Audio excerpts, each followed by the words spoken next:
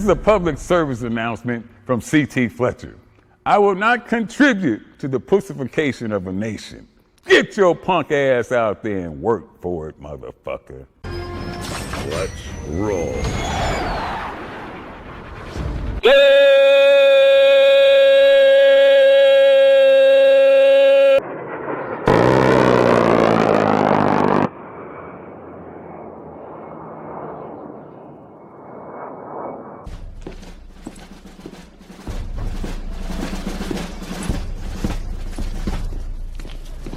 Morning, Sergeant Major. How do you know what kind of goddamn day it is?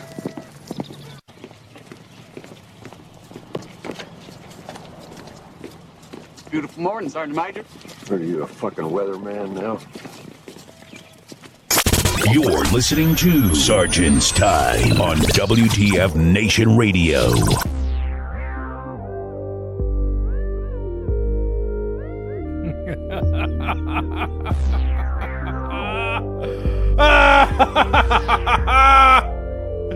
Sorry, I didn't mean to peek your eyes out. What a fucking day. Welcome to Sergeant's Time, broadcasting live from the Functional Veteran Center of Excellence this 17 January 2019. Holy woo! Holy sheep shit. What's going on, guys? How are you guys doing today in the WTF Nation land? Right now, currently we have Flash and we have Mulder joining us tonight. What's up, yo? What's going on? I think there's some reason why you guys are kind of joining us tonight. Real quick, we've been doing some gangbuster tonight with that seems to be like the new colloquialism now. Everything's like gangbuster. There was a story that was released a few days ago about a soldier who administered life-saving techniques to somebody, and apparently that was not what happened. However, I will let our public affairs officer and tinfoil times intrepid reporter Mulder. So guys, tell me what happened, and we'll just go ahead and we'll just go from the beginning, from the top. Okay, so the original story was a soldier on his way from Texas to going home for the holidays, going to Mississippi, saw a crash on the side of the road, a pretty bad crash. They saw a truck, busted up, went to the, pulled over, went to the truck. Him and another guy had to pry the truck door open. Then he took off it. You seeing the guy was bleeding from his head. Took off his hoodie, a Saints hoodie, kind of wrapped it around, trying to staunch the bleeding. And then, I guess they were having a conversation. I guess the guy's a Cowboys fan and say, I don't want, I don't know about that. And they were kind of joking about that. And then he noticed that he was like having trouble breathing and not breathing at all because he had a collapsed lung. Apparently the kid is fresh off of their rotation to NTC, the National Training Center in Fort Irwin, California. Had a med kit with him.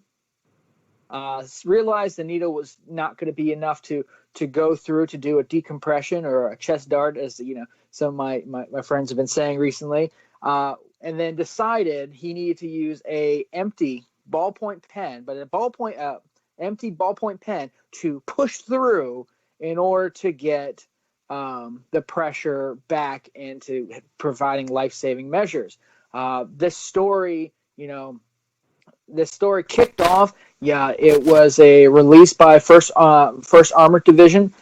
It went up as a story at an Army.mil, thanks to the Fort Bliss Garrison Public Affairs, and then went from there. It was on Army Times, Military Times, Military.com, and then hit New York Post, Fox News, MSN. The Saints even ran it on their website.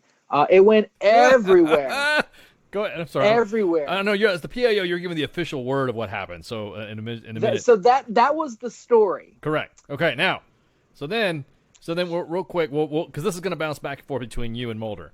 So then what was it about it, Mulder, that made you go, huh? Everything about it. When he said he did it with a pen, there's no way you're pushing through somebody's chest cavity, through the skin and everything with a pen. It's just, you're not going to do it, for one. For two, just everything about the story made no sense to begin with, and that's what made me want to start looking into it. And the more I looked into it, first, the person doesn't exist. And then we start hearing he's changing the area. There was so much that didn't add up, it just made me want to dig deeper. And the more we dug, the more we found out. The more we found out, the more we dug. And you can see how it just seemed to snowball from there. Okay, now, so from there... And let me tell you, hang on. Mulder dug deep. Yeah, I was about to say. So real quick. So first off, the location that made you fishy was the procedure, because there's been actual medical professionals been trying to find out just what he did, right? To like ascertain new protocols for tactical trauma care or something like that. So they were trying to reach out for this guy to say, hey, what did you do? Is that what I'm correct? So right now, everyone was just trying to find out, dude, how'd you do it? Type shit, right? Not to fucking besmirch the kid yet, but it was just all, hey, we want to know what you did. Is that what I'm understanding? No, actually, everybody was saying he's an idiot, and if he was an EMT that did that, he would be sued for acting outside of scope of practice. Even St. Fisher said this didn't happen. That was from the words of St. Fisher himself when we first read the story, and that's what made us start digging. Blessed to be Trauma Jesus 75th Sua Sponte. So what happened with that is that then, okay, so after everyone called bullshit, then what energized you to go ahead and say, you know, fuck this, I'm going to go ahead and dig into this and say, you're bullshitting. You're fucking full of crap. What was the first thing that set you off? So first off, you looked at what? I used to live in the area where this happened. I was stationed at Dyess Air Force Base in the early 2000s. And so I checked local media. Nothing. Started calling some friends that still live there. Nothing. Start calling firefighters and police officers I know in the area. Nothing. So then I reached out to a lieutenant on the Sweetwater Fire Department. Those guys are awesome. They were great on that wreck. They worked multiple wrecks that day. Got to give a shout out to them guys that do that job every single day. And the highway is a very dangerous place to work a wreck, as we can see from all the dash cam videos of police cars and fire trucks getting hit. So if you're on the highway and you see an accident, please slow down so you don't hit the first responders. Start talking to them. They're like, we worked this wreck, but none of what he's saying happened. We vaguely remember a guy being there, and this is what I'm hearing from one of the firefighters on scene that supposedly he told them he was an Army medic. Okay, so then supposedly then what was it? Okay, so then in our research, because this story was broke by you, Mulder. You were the one that did the research and did the fucking finite detail. As your boss, I kind of had to be that scrutinizing factor. I mean, we talked about it before. It's like, hey, man, we got to make sure we got everything ducks in a row. You just can't go on hearsay. So then when I said, okay, dude, now where's the location at? Nail it down to the highway. Where did he say specifically on the highway that it happened? It was at mile marker 249 on Interstate 20 in I believe it was the eastbound. And so then I pulled up the crash report information system for Texas, started finding accidents that happened to that area on the date he reported it. There was 2 of them that happened. I got a copy of both those reports. The name Jeff Ugger didn't figure in anywhere in any of those reports. Of all those reports, there was, I believe, a total of 8 or 9 people injured. Go on. And only one person had injuries, and that was not Jeff Ugger. Okay, so now it appears that for it's either dislocated accident scenes right now, and then we ended up moving into the patient. So you decided to say, well, fuck, we'll see what the fucking patient's got to say. Well, let me get a hold of the fucking fire chief and see what's up, and then we'll put some stories together. We'll put some information together. Then what? You talk to the fire chief. What did he say? Talk to the fire chief. The fire chief says, yeah, it didn't happen like that. I was actually the person that removed this man from the vehicle, and he had a head injury, but he didn't have any chest injuries. He definitely didn't have a big pin sticking out of his chest, because I feel like they would have remembered that. And if you read the story of what was put out, it was said that Jeff Ugger contacted the command and told them that, oh yeah, he opened the door and he cut my airbag out. Confirmed from the firefighters, they're the ones that cut the airbag out. So I do everything possible I can to find Jeff Ugger. I'm talking every investigative database that you can get into. Texas DPS, using law enforcement resources, couldn't find a Jeff Ugger. Jeff Ugger doesn't exist in the United States. Jeff Ugger doesn't exist on the internet except for this story. And that story was first reported by the Army Times. The Army Times, El Paso Times, who were contacted by email and phone by someone claiming to be Jeff Ugger with details of the accident, saying that he was in an accident in West Texas on I-20. Well, then Sergeant Troney started changing the story to, oh no, I was east of Dallas when it happened. Well, east of Dallas isn't West Texas. So what's the story here? And then he changed it to a different mile marker. Texas DPS has no records of any crashes or anything at that mile marker for 3 or 4 days around the window where he claimed it happened, giving him the benefit of the doubt that he misremembered the day, since he misremembered sticking a pin in someone's chest. Okay, so then misremembering the day. So according to reports and the initial story that was broke, it was supposed to have happened between the dates of the 21st and the 22nd of December for those locales. Were there any accidents at those locales during those days? The 2 accidents that I brought up that happened at mile marker 249-ish near Sweetwater, Texas on Interstate 20.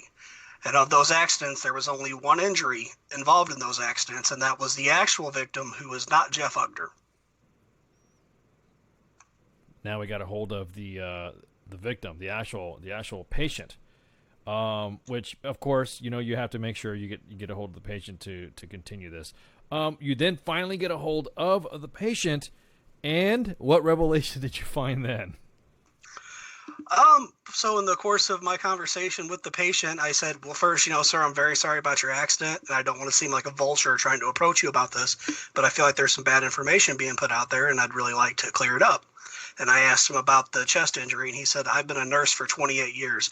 I would know if somebody stuck me with a chest dart. I would still be in the hospital under monitoring if they did a field pneumothorax on me.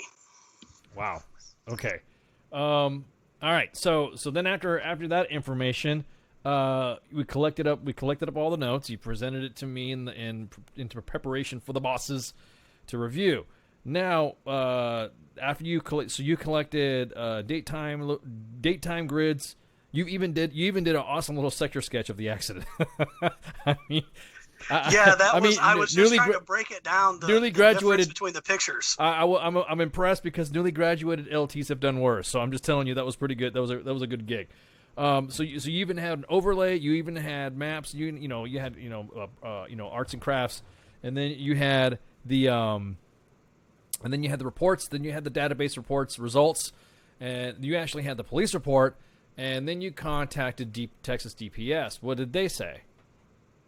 Texas DPS was very concerned about the situation because normally if something like this were to happen and a civilian, even a soldier, not a civilian, would have helped with first aid or something like that, DPS would have put them up for some kind of award, a nomination, a shout out, something to say, hey, we really appreciate what you did stepping up when somebody needed it.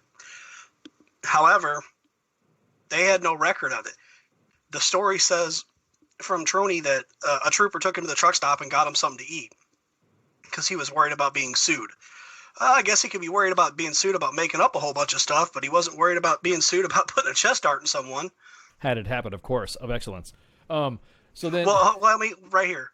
Even if he had done it, Good Samaritan wouldn't have covered him on this because he's not trained, he's not certified. You can't do something invasive like this and say, oh, Good Samaritan. That's like saying I watched an episode of ER, so I know how to do a field amputation. Well, isn't that where everybody gets their information? It's like where you get love, romance, and trauma care is Grey's Anatomy or House. I prefer House. Yeah, that's the basic starter pack for every cop that dates a nurse. Oh, come on. Not all nurses are bad. I like that. So Every cop and every nurse that has ever dated has sat there and watched Grey's Anatomy and talked about how they're just like the people on the show. I promise you. really. Wow. Okay. Well, let me look at the chats in case there's any fucking nurses in there to chime up. Anyways, so after the DPS guys, then what do they tell you? They're like, yeah, we already got something brewing. So they were already kind of like, yeah, they were looking into it. I kind of went back and forth with the lieutenant. He said, it's kind of funny that we can't find a record of this Jeff Ugder from Longview in our system. Jeff Ugder from Longview has never been issued a Texas state driver's license. Jeff Ugder from Longview exists only in Sergeant Troney's mind. This man is a ghost. Let me tell you, we've been doing extensive, and it's not just us.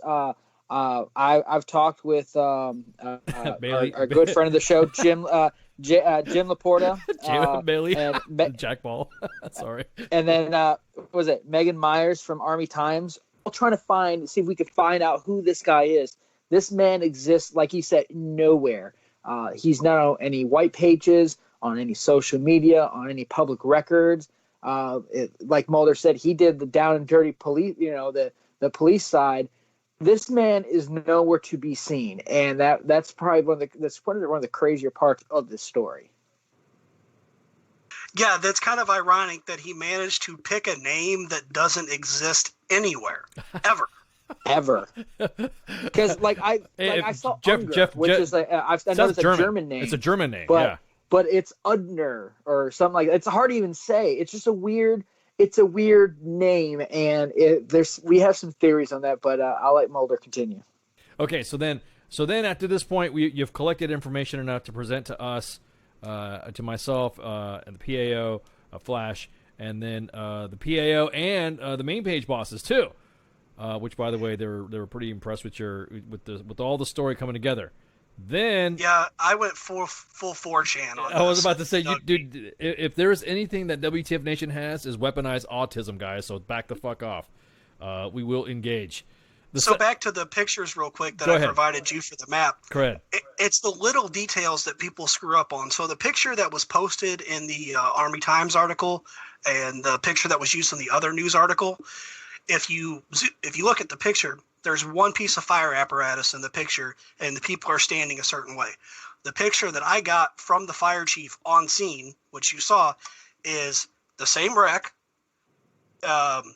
people standing slightly different positions, and there's two pieces of fire apparatus. There's an ambulance, and looks like a rescue truck.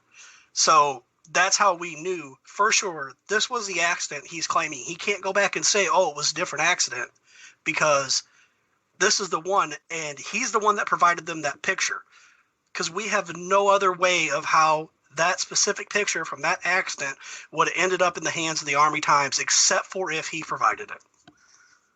That's why it said courtesy. Now, okay, so now that we've collected all the facts, we've got the story built, we got our story ready to write, we have our story ready to publish. Then we gave it to the 1st Armored Division. Now, here's what I want to say about the 1st Armored Division. Okay, once we presented all this information for the 1st Armored Division, Flash, what happened next? So Mulder and I actually had a conversation with Major Payne, the 1st Armored Division PAO, and Master Sergeant Lasea.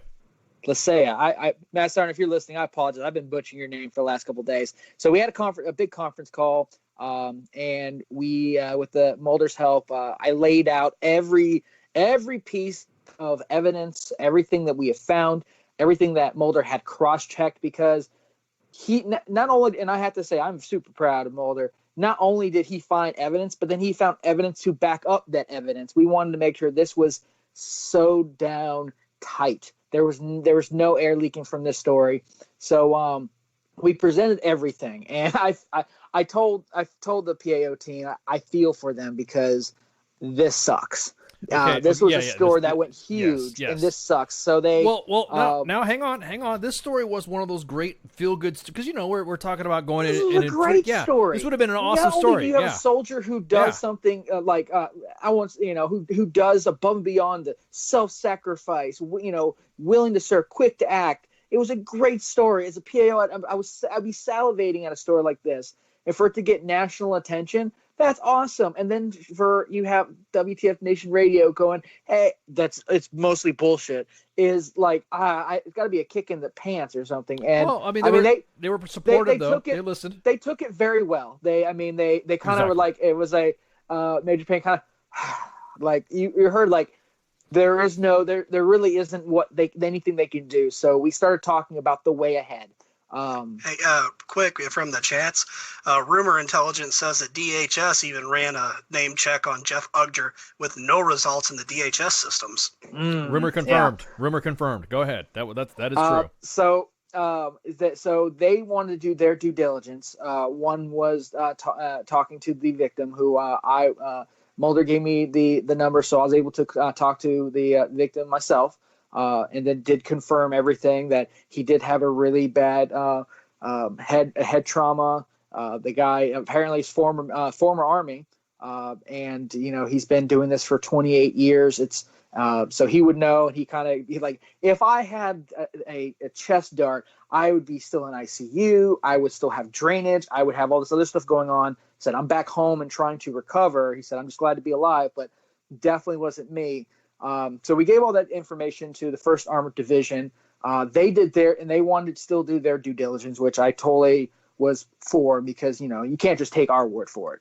If you do that, then you're kind of a sucker yourself, because we can say anything. Yeah, really. Because we do say everything. But we back up our shit. So go ahead. We do back up our shit. And, so first, so we had a couple of talks, including the night.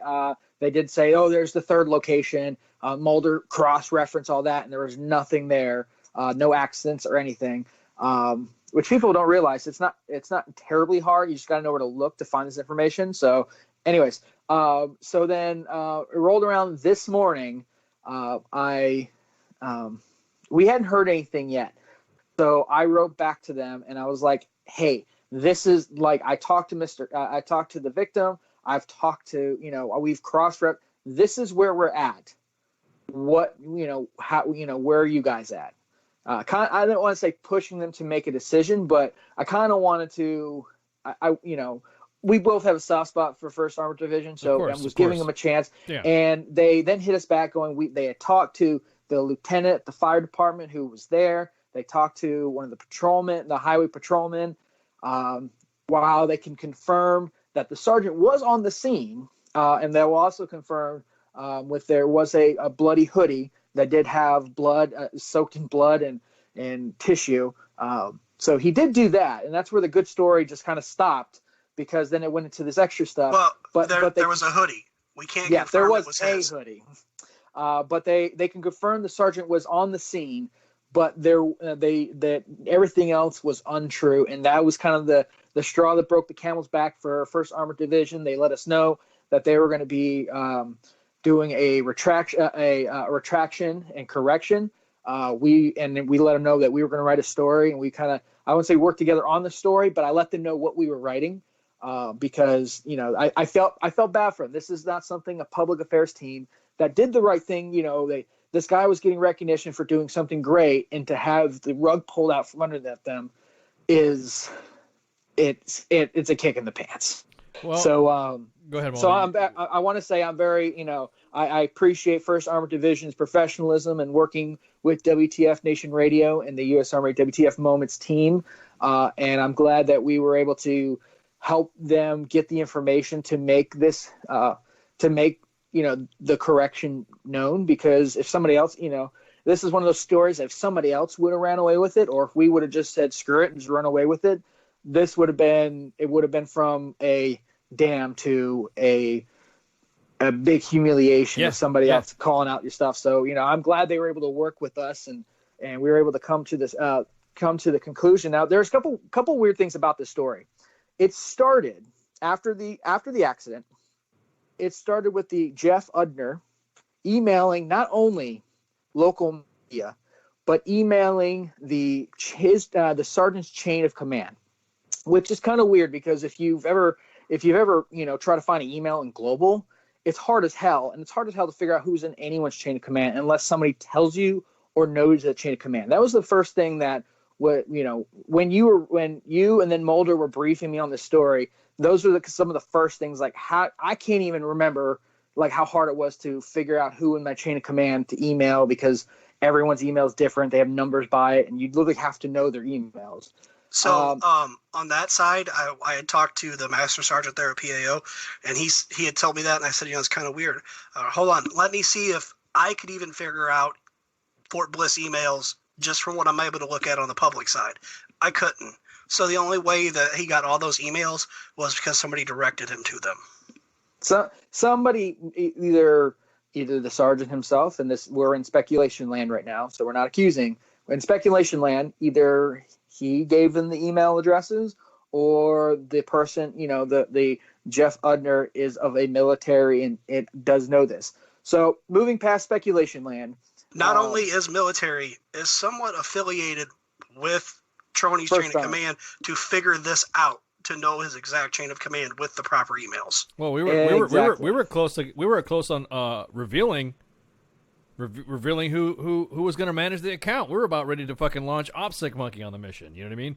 So that was gonna, because it was gonna be OPSEC, because the next step in the escalation of force, public affairs force, I guess you'd say, would be using OPSEC Monkey, and then we were going to say, Jose, what are you doing? Jose was about ready to launch on this, so he's lucky. Well, he's lucky right now that it didn't go as deep as you said, like you guys said. I think now it's pretty good that there's probably going to be a 15-6 coming up out of this. Well, he kept sticking to his story.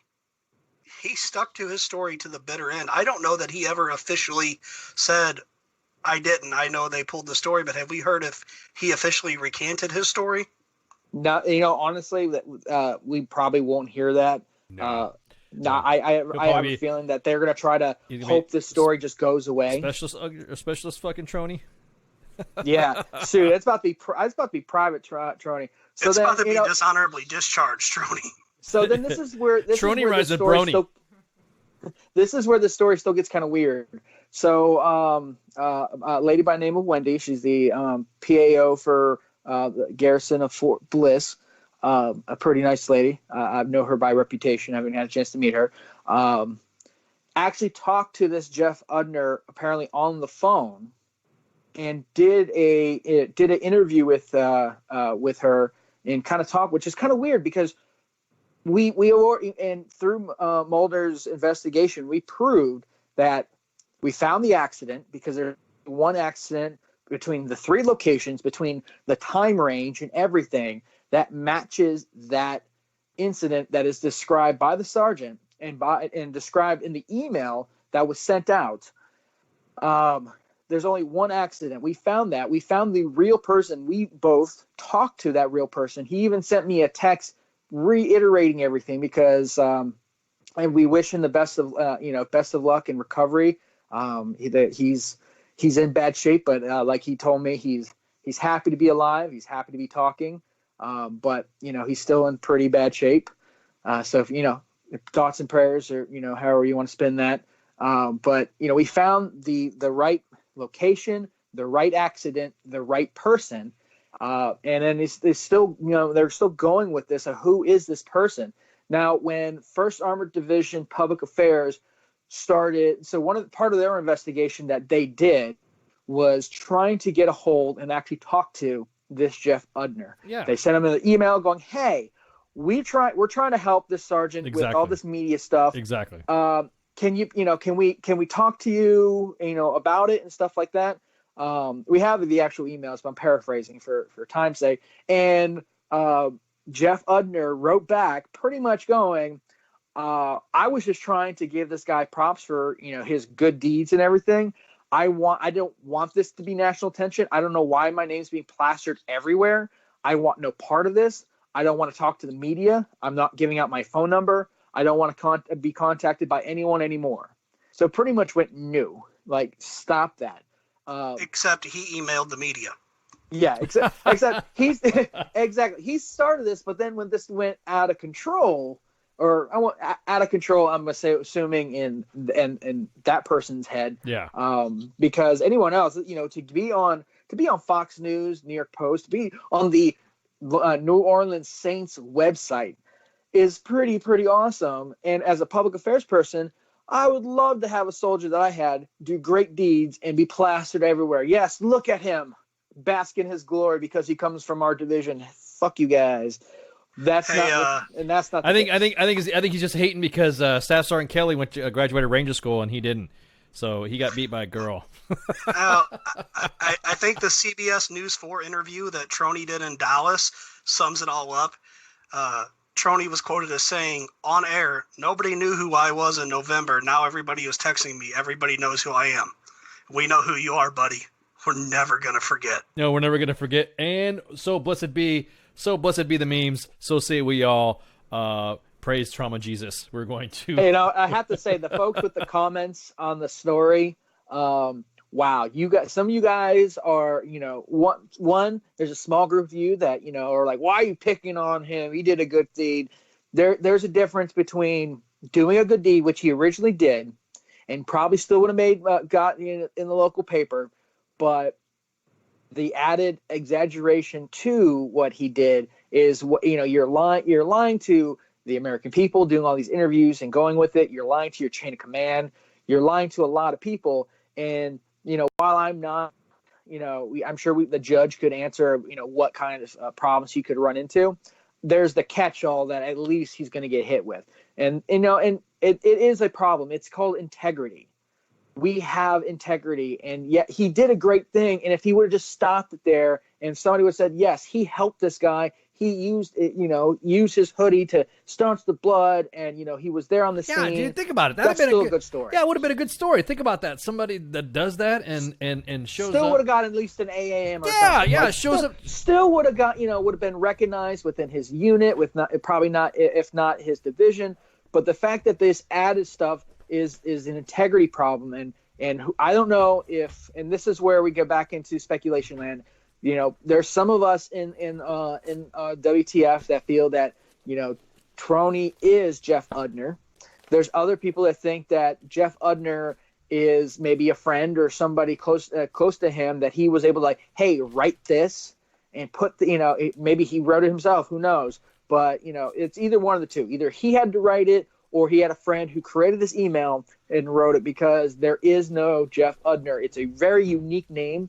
I thought it was Ugner the first time, and then a couple other variations of the German of a German name. But Udner is a very specific and very not alive, realistic name.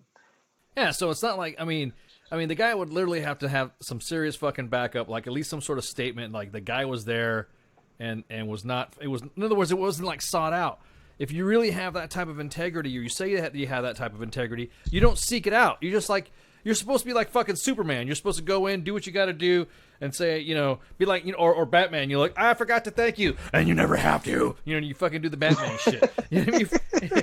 You go off and do that stuff, and then that's it. You're fucking done. You don't, you know what I mean? You don't sit there and seek the fucking glory, and then, because at me, I'm telling you what, if I was, he is lucky.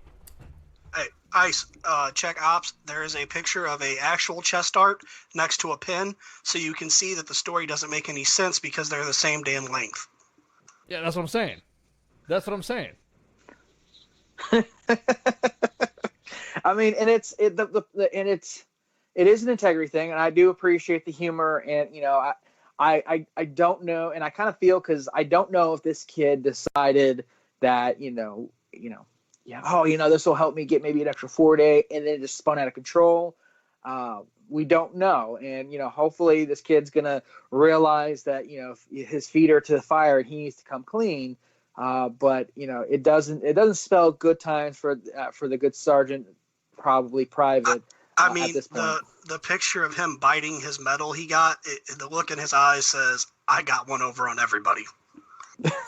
Oh, yeah, I mean, he was exactly. recognized he was recognized. I was at a basketball game. I saw a picture. I mean, there was a lot of recognition for him, and the fact that this is kind of being pulled, I think it's as the going back to some actual public affairs stuff. So one thing that we did with this story is that we approached a lot of the people that actually wrote the story, the original story. We talked to Megan Myers, but of course, Army Times already had their story locked and loaded, shot at the same time we did. A little different, but but we talked to Megan Myers. We talked to our boy James Laporta. We talked to Andrea Sillo from Fox News. We was like, hey, we got a big announcement. We immediately shot this story. Fox News is already correcting their story.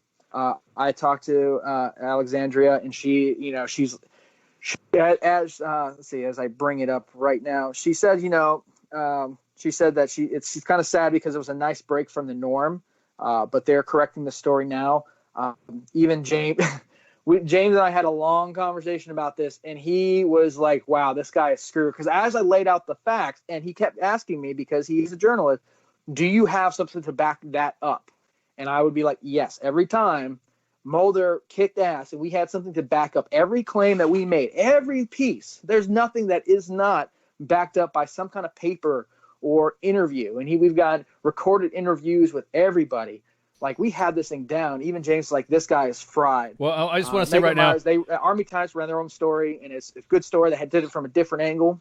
So I appreciate Megan Myers talking to me, and she even did look and try to find out who this Jeff Udner is, and even no one can find him. Well, check this out. We have information because we have the technology. Mr. Troni's listening to us right now. So we have ways to make you hello Troni. This is the real Ugda. Hello, via Pata Hydra. So if you like, you're not gonna be able to refute shit, dude. Sorry. You're on video saying you did this stuff. You're on video saying this stuff. You had your chance to come out and come clean, and we were just trying to. You know what? Actually, I'm gonna tell you what, Sarnt. Ooh, I'm gonna pull rank. It's Sarnt's time. Hey, Sarnt. I was like clearing the calendar for you and Iron 7 to come on to discuss what you did, what you purportedly did. We were gonna make you baller, dude. We were gonna make you baller. Then we find out the story is shit. We made you famous, buddy, just not the way you wanted. That is funny, because we were like actively in talks with the Master Sergeant because we were trying to get the Sergeant Major on, the Command Sergeant Major on, my apologies, the Command Sergeant Major to come on, and then this story came on, and we were working with the calendar, and Spanky was working to get the calendar right. And I feel bad if it's because as this broke, because I literally was on a train coming home, and then I get the call from you breaking down everything, and I'm in complete shock. Bro, I know. I was out doing shit, man. I was like, Mulder was calling me like going, I just need to call you. Yeah, hey, I'm busy right now. I'm picking up baby ice from school. I need to talk to you, bro. Check this out. I'm like, what? I really need to talk to you. I didn't want to be doing it on my own. I wanted somebody there to back me up on it, because this is just such a big story. I didn't want to step on anybody's dick. I wanted to make sure we did the right thing. No, you were doing good. You were doing good, man. That was just funny because you're like, I really need to talk about this. So now what is now the statement that First Armored Division? I mean, we were detracted a little bit from the storyline here. So now it's gotten to First Armored Division, and First Armored Division has now decided to do what? What have they issued? So, can you read what they issued? So at 5:10 today Eastern Standard Time, they issued out this release. Due to factual inaccuracies, we retract Iron Soldier saves man's life with hoodie, ink pen story, published January 9th. The entire 1st Armored Division and Fort Bliss team sincerely apologize to the Texas Department of Public Safety, Texas Highway Patrol, the city of Sweetwater, Texas, the city of El Paso, the University of Texas at El Paso, the New Orleans Saints, and local and national media and the American people. And then there's the way to contact them. But I mean I felt so bad because I was like, man, I'm sure they were still trying to.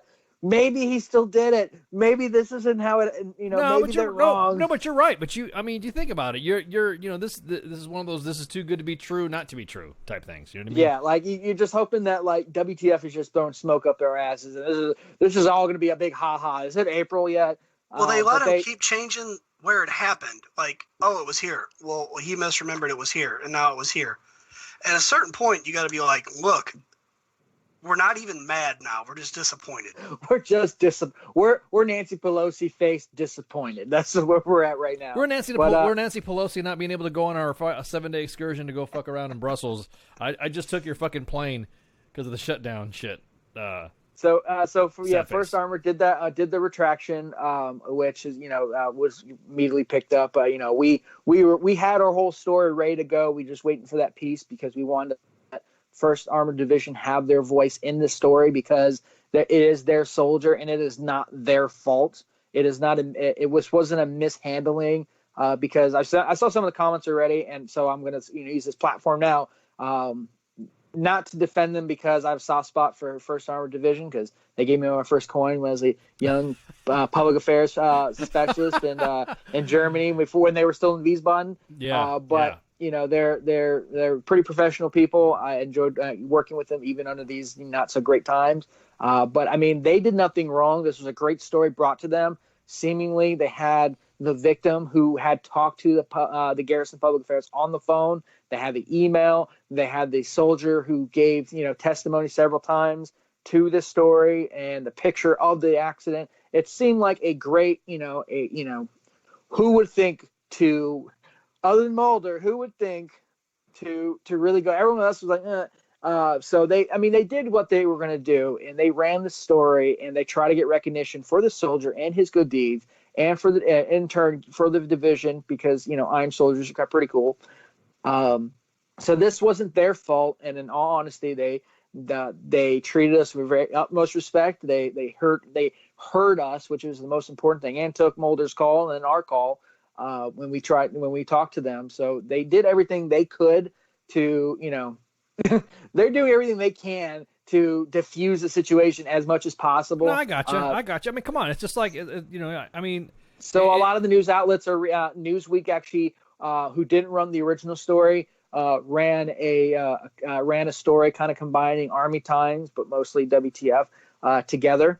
So Newsweek is running the story and luckily I can say, at least from my foxhole, nothing's negative about First Armored Division, but this soldier is getting, he was the golden boy who saved a man with an ink pen is now was liar pants on fire. Yeah, you really like it's just the whole time. It's just it's a great story, and it still hurts that it's a great story. As several people I've talked to in the media, they're like, "Man, that was a good story." Sucks. This is what I just got. Hang on. Guess what? For your method of integrity, yes, you're going to Fort Polk, Antarctica, or fucking the butthole of fucking Korea. Or you're going to AIDS Island off the fucking shore of Korea. Hell, dude, I'm telling you what, Trony. Right now, when we have ways of finding people in WTF Nation Radio from U.S. Army WTF Moments, this is Jeff Urga. You know what? I think we should just create a new persona. We should create Jeff Ugger. I think Jeff Ugger should be our new German correspondent. New German correspondent. Yeah. I like that. I think that's a good idea. Boss, you've seen my skills. The Jeff Ugger profile will be live within an hour. There we go. We're going to create Jeff Ugger. Jeff Ugger will have a birth certificate and a driver's license before I'm done. And he doesn't even know how to use a pen.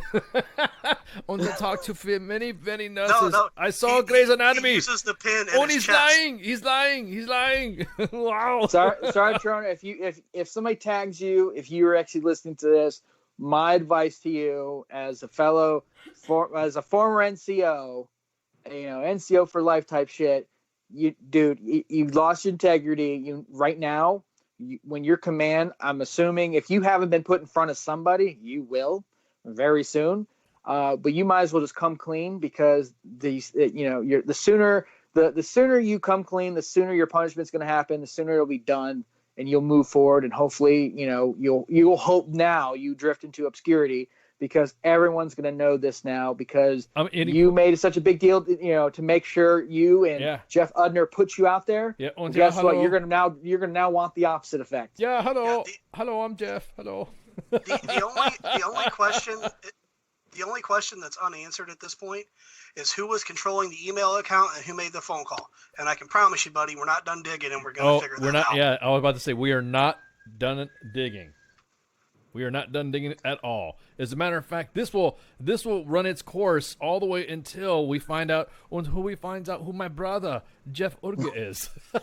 I'm telling you, man. This is kind of like, I'll be honest with you, because see, look, under the UCMJ, actually if this was a big deal, we have seen people get convicted for wire fraud or fraud. Because think about what he's doing. Think about what happened. He's collecting bennies and prizes and shit from people valued more than what could get. You know what I mean?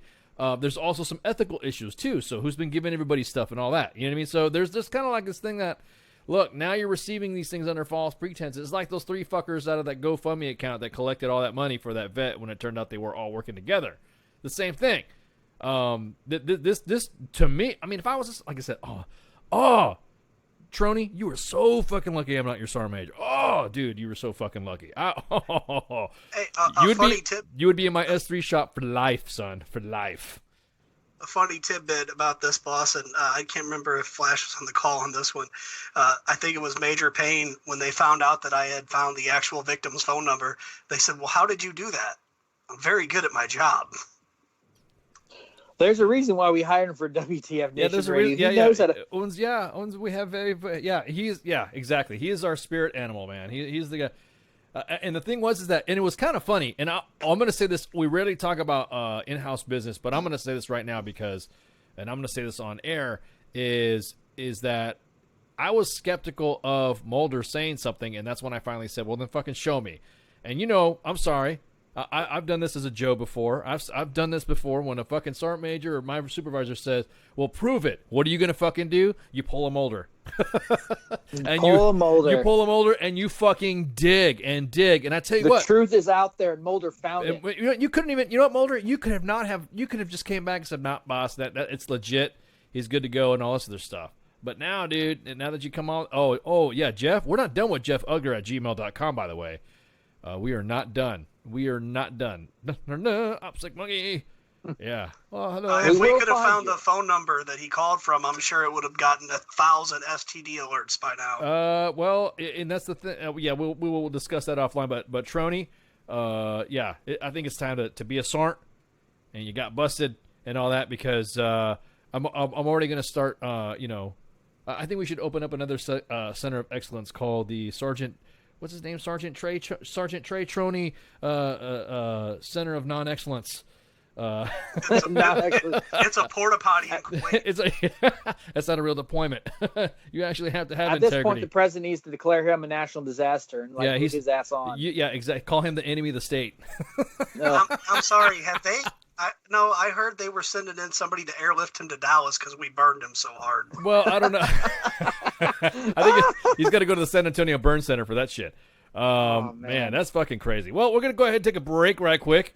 So everybody hang on, and thank you all for hanging out for Sergeant's Time today. And, we'll see you in a sec. Shots. WTF Nation Radio. WTF Nation Radio. Take it from me, Ice. You can't just float around space not caring about stuff forever. The voice of U.S. Army. WTF Moments. This is WTF Nation Radio. Shit in the bag, Pogue.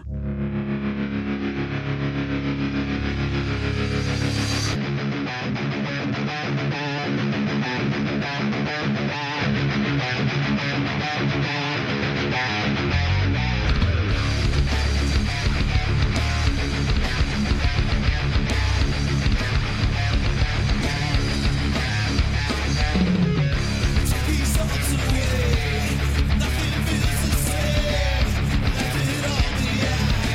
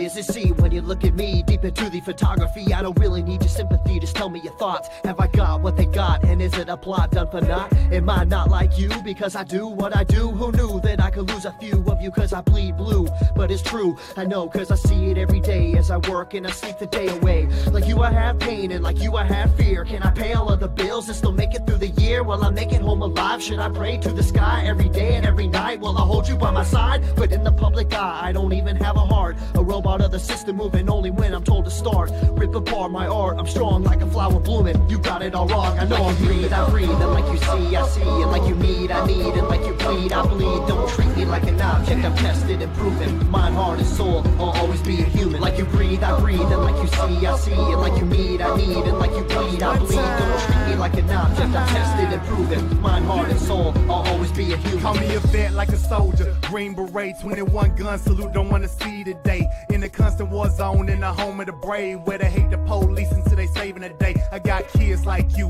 a mortgage like you, so blue lives matter, and so does yours too. All this separation and divide, open your eyes. If you cut us all open, we the same inside. The only difference is I run to the gunfight. Your peace when it's chaos, when the people don't act right. But I'm under scrutiny for trying to protect me. You pull a pistol and I'm shooting for trying to contest me. I got a quick second to make a deadly decision. The media betrayed me like a kid for a living, like I'm cold with no heart, a brain with no thoughts, a body with no feeling, a life with no cause. Like you breathe, I breathe. And like you see, I see. And like you need, I need. And like you bleed, I bleed. Don't treat me like an object, I'm tested and proven. Mind, heart, and soul, I'll always be a human. Like you breathe, I breathe. And like you see, I see. And like you need, I need. And like you bleed, I bleed. Don't treat me like an object, I'm tested and proven. Mind, heart, and soul, I'll always be a human. I'm damned if I do, and damned if I don't. It's like every single time I say what's on my mind, they go for my throat, they spew evil words. A few are absurd, always grinding, grinning, and killing my soul with these verbs. Hold me down, like I can't gasp for air. I'm closed inside of a box, like I'm inside Fort Knox. Every time that I'm there, I don't know why they think that I'm different from you. All that's true is I'm a like you breathe, I breathe. And like you see, I see. And like you need, I need. And like you bleed, I bleed. Don't treat me like an object, I'm tested and proven. Mind, heart, and soul, I'll always be a human. Like you breathe, I breathe. And like you see, I see. And like you need, I need. And like you bleed, I bleed. Don't treat me like an object, I'm tested and proven. Mind, heart, and soul, I'll always be a human. Like you breathe, I breathe. And like you see, I see. And like you need, I need. And like you bleed, I bleed. Don't treat me like an object, I'm tested and proven. Mind, heart, and soul, I'll always be a human. Like you breathe, I breathe. And like you see, I see. And like you need, I need. And like you bleed, I bleed. Don't treat me like an object, I'm tested and proven. Mind, heart, and soul, I'll always be a human.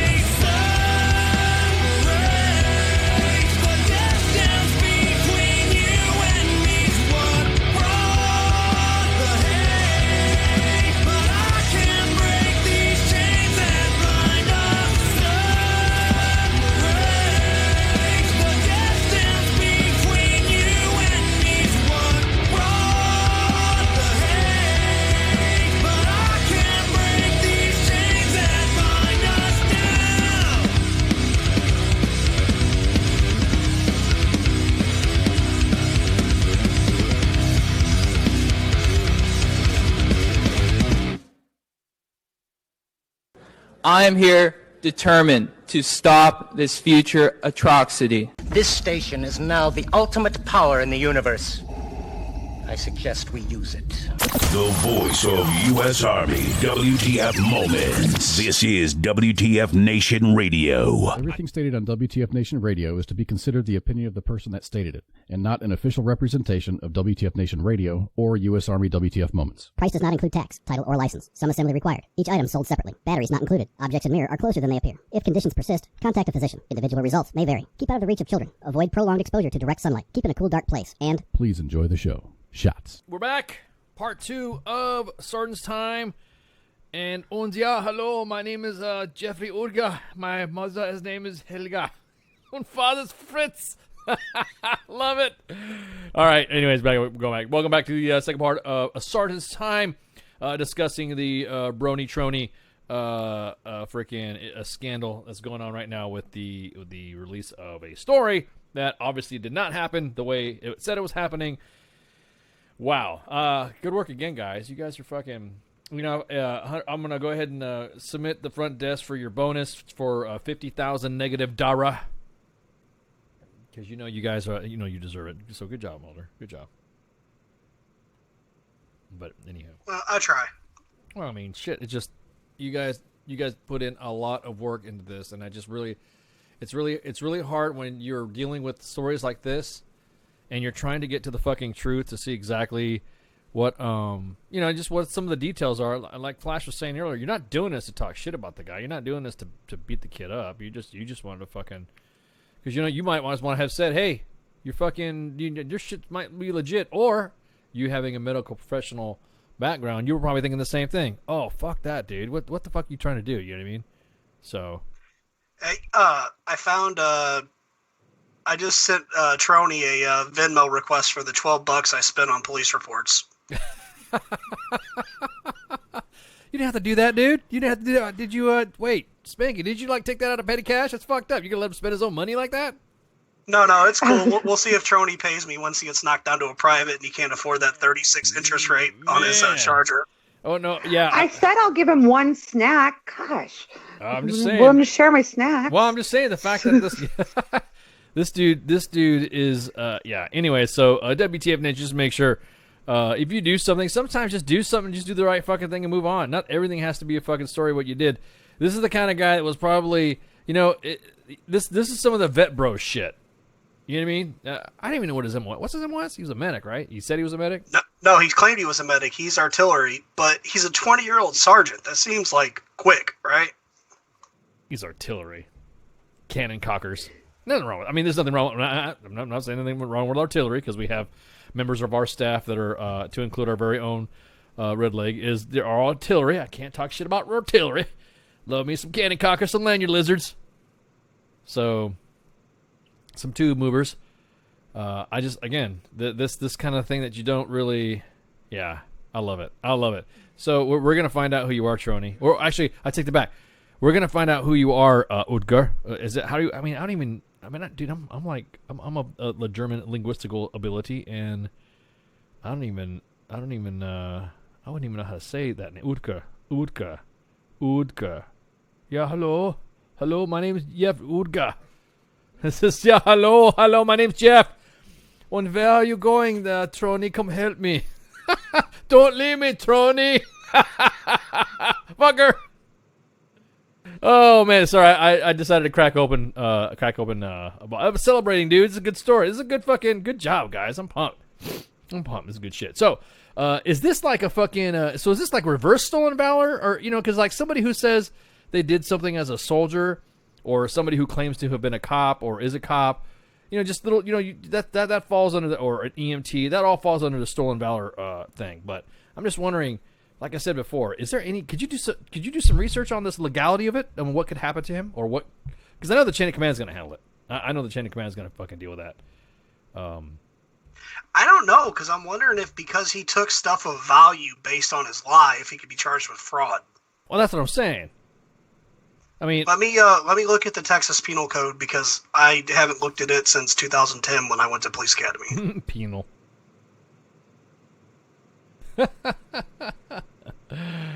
We're finding out. Guess okay. We are finding out right now, straight up, hot off the fucking WTF Nation wires. Right now, we're finding out that there are members of our own staff that are that have we're close to Trony. We have an individual in the chat right now that says he's got the 411 on the Trones. So don't get Trones disease. Okay, nice.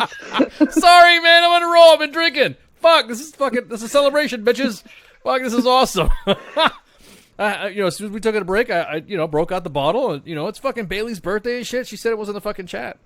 And so, fucking, it's a celebration of a good show. It's a celebration of a good story. Fucking birthday and shit. Fucking, who else? What else are we celebrating? It's a celebration, bitches. Oh, Trump fucking didn't let, what's her name fly the plane, so it's another shot for that. Fuck. If you're suffering from stage 1 Crohn's disease, make sure you seek your doctor. Oh my god! You know what? Me and Jay Rady used to do parody. We need to do parody shit, just like we did the Action Badge commercial and shit. We need to do that. Hi, are you suffering from additional bullshit? Do you think you feel you need to go ahead and you are, then take, if you have Crohn's syndrome, what do we call it? Crohn's disease? Do we call it Crohn's disease or Crohn or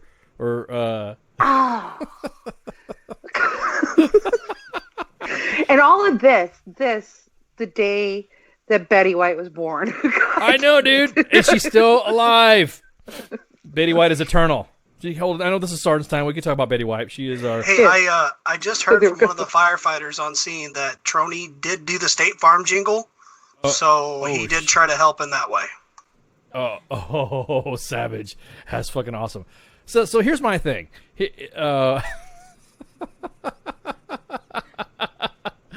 Oh my god, this is fucking classic. Oh my god, dude, I should not have had that drink. I just down to fucking wow. Ooh. What's that name? What's the name of that song? Here we go. Let's see if this is the right song. If you guys can hear it. Is it this song right here? I think it's this song. It was that song. If you wanna ride the right pony. You know what I mean? So if you wanna ride the white trony. Oh man. Holy shit. Oh my god, sorry, I'm in a good mood right now. Oh, I'm in a fucking good mood. You guys in the chats are killing me, man. I love it. Oh shit. Oh man. So, anyways, what was that? Was that it? That fucking what was that? What were we gonna say? What were we gonna talk about? What was the next piece of action there? What were we discussing? I had something up. Let's see. There was something that I was gonna have up concerning the story. What were you gonna say there, Mulder? About there was something else. What happens when Crohn's disease metastasizes? You guys are fucking killing me in the chats. Oh, it didn't get covered on the local news, but the firefighter on scene accidentally called him Sergeant Phony during his interview. Oh, dude. Wait. Are you serious? Yeah, we have the video of it. It's up in Ops. Oh, well, stand by. Let me check it out in Ops. Stand by, WTF Nation. We will hear this right here. Hey, dude, you were getting savage, man. I'm sorry. This is kind of an earned event. Cause you done had us, you know, like W says, fool me once and fool me twice and you'll never fool me again. Give me another shot. I need another shot or a line. Sorry, man. Hang on, I got Crohn's disease right now. Hang on, bullshit about stuff. Hang on. So here, let me see what we got here. What's the? Yes, there was. I believe it's been reported Mr. Trayfoni was there. I was on scene. Trayfoni. Yes, there was. I believe it's been reported Mr. Trayfoni was there. Mr. Trayfoni was. Yes, there was. I believe it's been reported Mr. Trayfoni was there. Oh my god, this doesn't get old. Mr. Trayfoni. Oh my god. Hey, there's a new line from Hasbro called My Little Trony. Oh my god. don't need a fucking drink. Dude, this is fucking hilarious. Oh, man. Retirement's going to look good when I start smoking weed. Sergeant's time's going to be more interesting. Oh, man. Sorry, I didn't mean like loud you guys out. So Trony pulled a Blizzarian. Trony Blizzarian. I like that. Oh, God, it was fucking classic. Oh, anyways, where'd you get that video at, anyways? I have my sources. No, okay, gotcha. I understand. Oh, no. Fuck. Oh, a word from, I got something from Jose. I heard you guys talking shit on my, yeah. I'm gonna die. I'm gonna fucking die. Jeff Udgar's in the chat. God, dude. Oh my God. There wasn't even a fucking, we were just joking, but sure as shit, there's a troll. Oh my God. There's a troll out there. Yeah, hello. Wie geht's, Jeff? Und alles good. Love it. Oh my God. I'm fucking dying. Oh my God. Dude, I am fucking rolling, dude. Oh, dude, this is fucking awesome. He saved my life and sponsored our gay marriage. God, dude. I haven't laughed this hard in forever. Fuck. I can't breathe. I gotta pee now. Fucking dude, look at this shit. Oh man. Oh, fuck. Oh shit. Oh my God. Shit. Fuck. Welcome, Jeff Hudger, to the chat. Oh my God. Okay. You fucking bad case of, you got a bad case of Crohn's disease, bro. Fuck. Oh my God, this is fucking hilarious. Oh man. Oh God. Oh my God. Is it a Skillcraft pen? You know, I wonder what kind of pen. Was it a Bic? You know what I mean? Because, you know, Bic is like, I don't know, it's a fucking, you think Bic, I wonder if Bic stocks went up and shit. It has to be one of those government issue ones. So they can do the statement of charges afterwards. I can't breathe. I really can't. Okay. Where do I sign? Anna. I found you be the Bitpinda. Mrs. Sergeant Trony. Oh my God. Oh my God. Hey, well come on guys. You did not expect this not to fucking not happen. I mean, come on. All the other veteran sites would have been all over this shit too. They would have been fucking, I mean, so we're just following suit. I think this is fucking hilarious. The way I'm reading that is he's going to have Trony stick him in the chest with the pin, and then sign the marriage certificate with the pin in his chest. Is that like a new fucking must be a German thing? I gotta call up some family in Germany. If it was a German thing, I think Scheiser would be involved. Oh yes, with the pen, with the Schreiber. Oh no, hello. Yeah. It would be a brown pen. Hit me with the Schreiber, Trony. Fuck. Oh my God. Okay, we gotta get back on track. I'm gonna fucking die. Fuck, I'm gonna fucking cough up a lung. Anyways, so there was an attack in a shopping center in Nairobi, and there was an individual who was clad like a ninja, and nobody knew who he was. Everyone was like, "Hey, what the fuck's going on?" And immediately every single fucking vet bro group decided to come out and say, oh, that was probably so and so, that was probably so and so and so and so, and there was blah blah. No, it turns out that there was it was a dude that went in and was covered up. You know, we talk shit about fucking heroes and all this other crap, but this guy was an SAS guy who went in and he went in there and fucking masked the fuck up. And kitted up, put his weapon in operation, which first off is like kind of real. He's actually going to get what is considered the George's Cross, which I think is badass because if you guys don't know how special operations people work, they just do shit. You know what I mean? And that shit happens. I'm gonna post a picture right now of the attack that happened in Kenya of this dude that just decided to say, "Hey, I'm coming in, and I'm gonna fucking handle this shit while everyone's standing around. Now there's been some images around here saying that this guy is like, oh, this is fucking what was it? Somebody said it was like toxic masculinity or some shit like that. And I'm thinking, you know what, dude, shut the fuck up. What? This is what happens when you whatever. No, this is a guy that fucking decided to go in. Come on, it won't let me fucking get the image. There we go. Excuse me. God, I'm still dying about fucking Crohn's disease. Holy shit, dude. I gotta clean that shit up. Let me go ahead. I'm probably, the feed's probably cutting out because we were laughing so hard in the goddamn mic. Why is it fucking feed fucking covering up like that? Yeah. So let me go ahead and grab this, and let me put the image on here. So the dude, here's what happened. There was a terrorist attack by Al-Shabaab guys in fucking Nairobi, Kenya.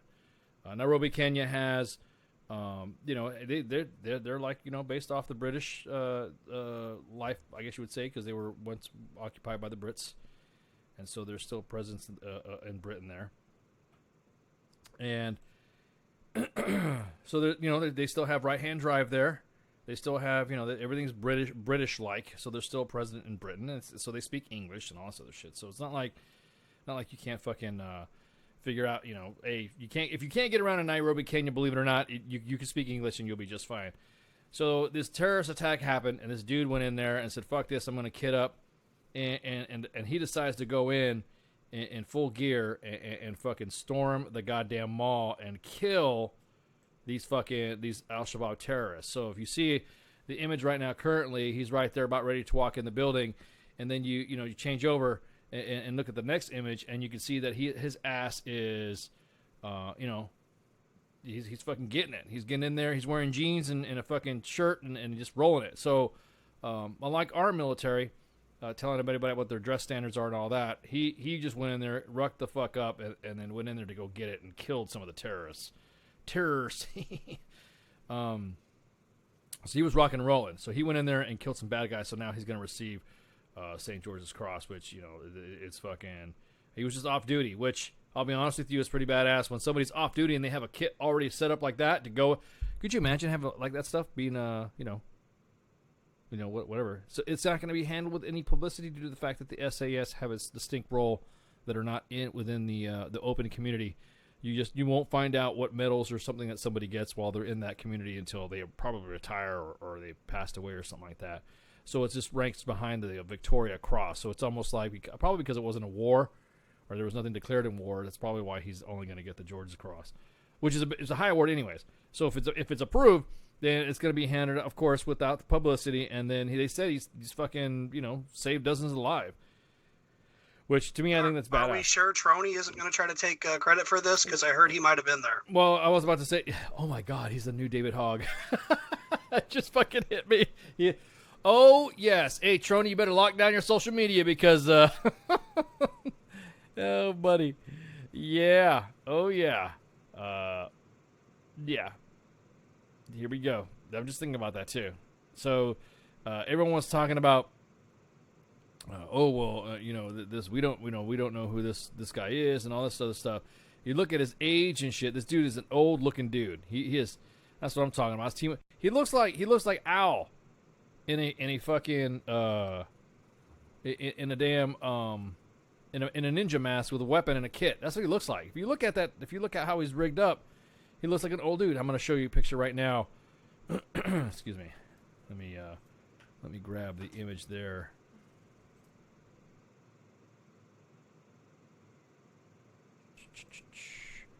And I'll show you his. And there's a breakdown. Somebody did a breakdown in the Sun, on how this individual is dressed, and body armor, weapon this, weapon that, da, da, da. So if you look at him, it looks like Al. It looks like Al in a fucking in a ninja rig. So, but yeah, that's it right there. That is it right there. So there he is right there. He is working with and you can probably tell he probably identified himself as British SAS and said, "Hey, look, I'm the SAS, and we're gonna fucking do this." And okay, well, according to reports right now, Troney's account's been locked down even more. So you guys are fucking awesome. The Jeff Ugner email has been deleted from Google. You can't even send an email to it. It gets a bounce back that there's no such email address. Oh, wow. Okay. Awesome. All right. Well, let's see. Let's see.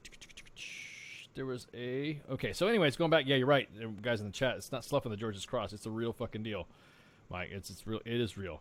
So this is fucking... What's up, Dale? Fuck, you know, I totally forgot to say hi to everybody in the fucking chats. I feel so bad. Hey, what's up, Tristan? What's up, Isaiah? What's up, Jonathan? What's up, Jeff Hugger? You fuck, what's up, Billy? I forgot to do my highs and shit. Damn, I'm neglecting my duty. What's up, Joe? What's up, Max? Yeah, and I forgot to say hi. God, I feel bad. No, gosh. I mean, it's like we just jumped right in the fucking story because this is like breaking news and shit. I know, it's so exciting. Yeah, what's up, Pooks? You didn't even say hi to me. I didn't say hi to you. Fuck, I just WTF Nation Radio, blah. The next thing you know, we just fucking started the show. But, hey, what's up, Andrew? Yeah. Man. So, anyways, so the thing is that this guy right here been involved in this operation and been involved in this fucking shit, killed these fucking terrorists and fucking, saved dozens of lives. So, hey, hats off to that. Hats off. That's a stud, dude, right there. That is a fucking stud. That's the kind of shit that is a story that you want to fucking see, because there's pictures of him doing something. If that makes any sense. And do you know his name? I don't because exactly. That's exactly it. That's exactly. You're right. No, you're right. That's yeah.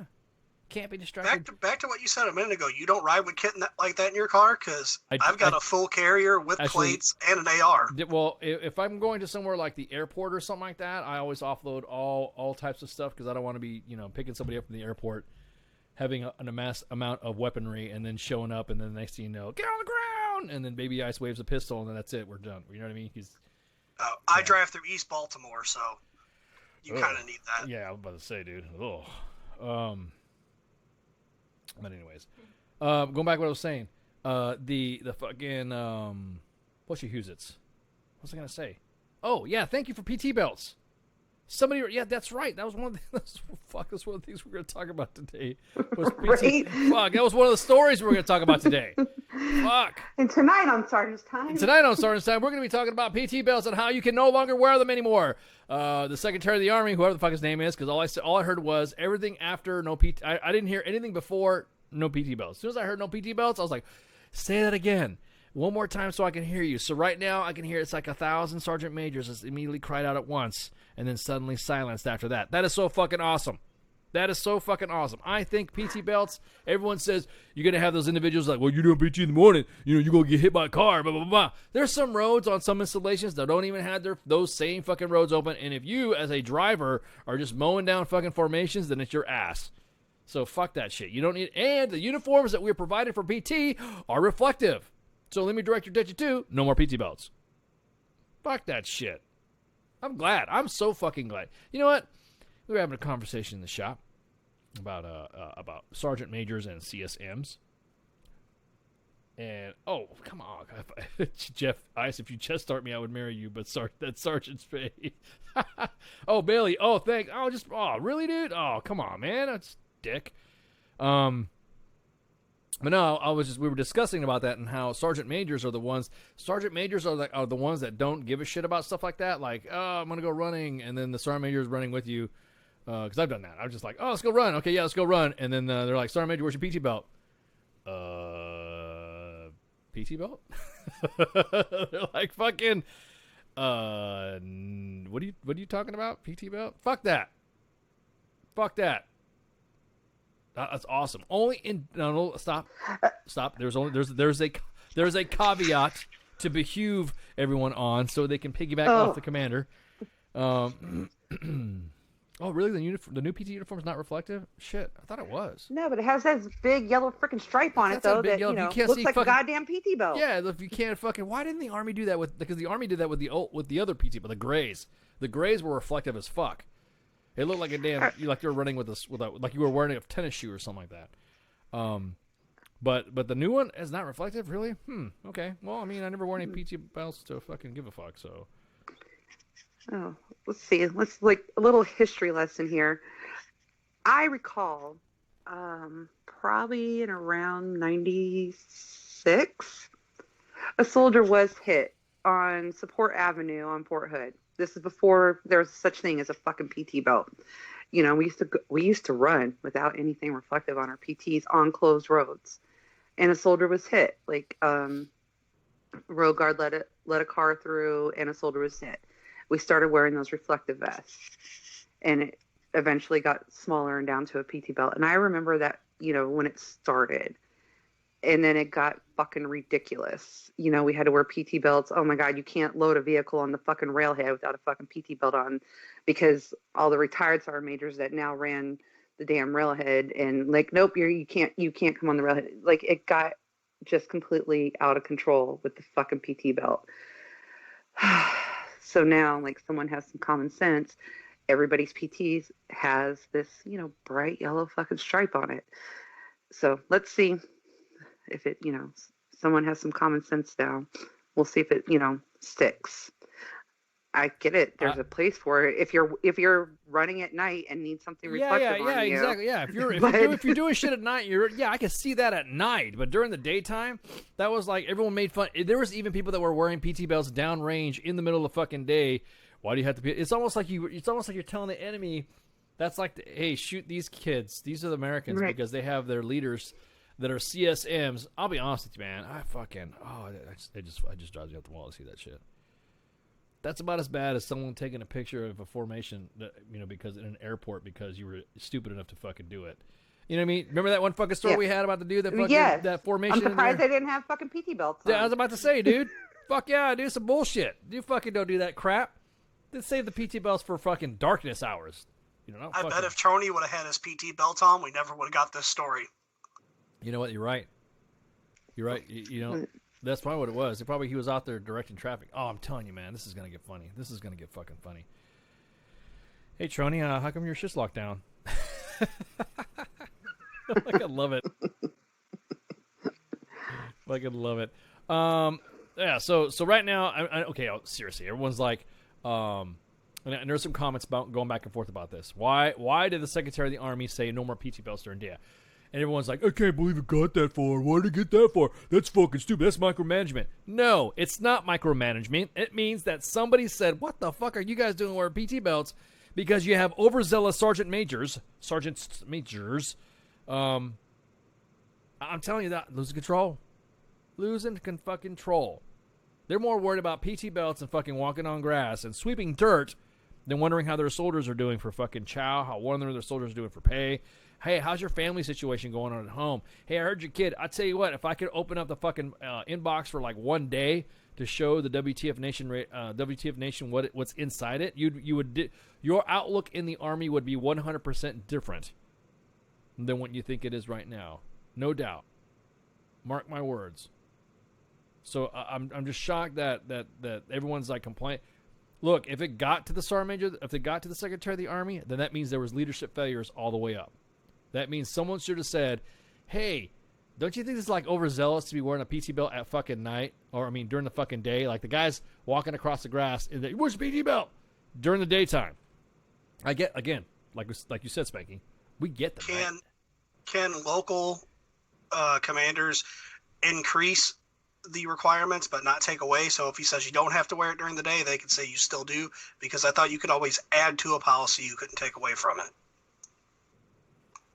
That's not the point. It's almost like when it's almost like how the Army said you're not going to do all these mandatory training and stuff that's happening.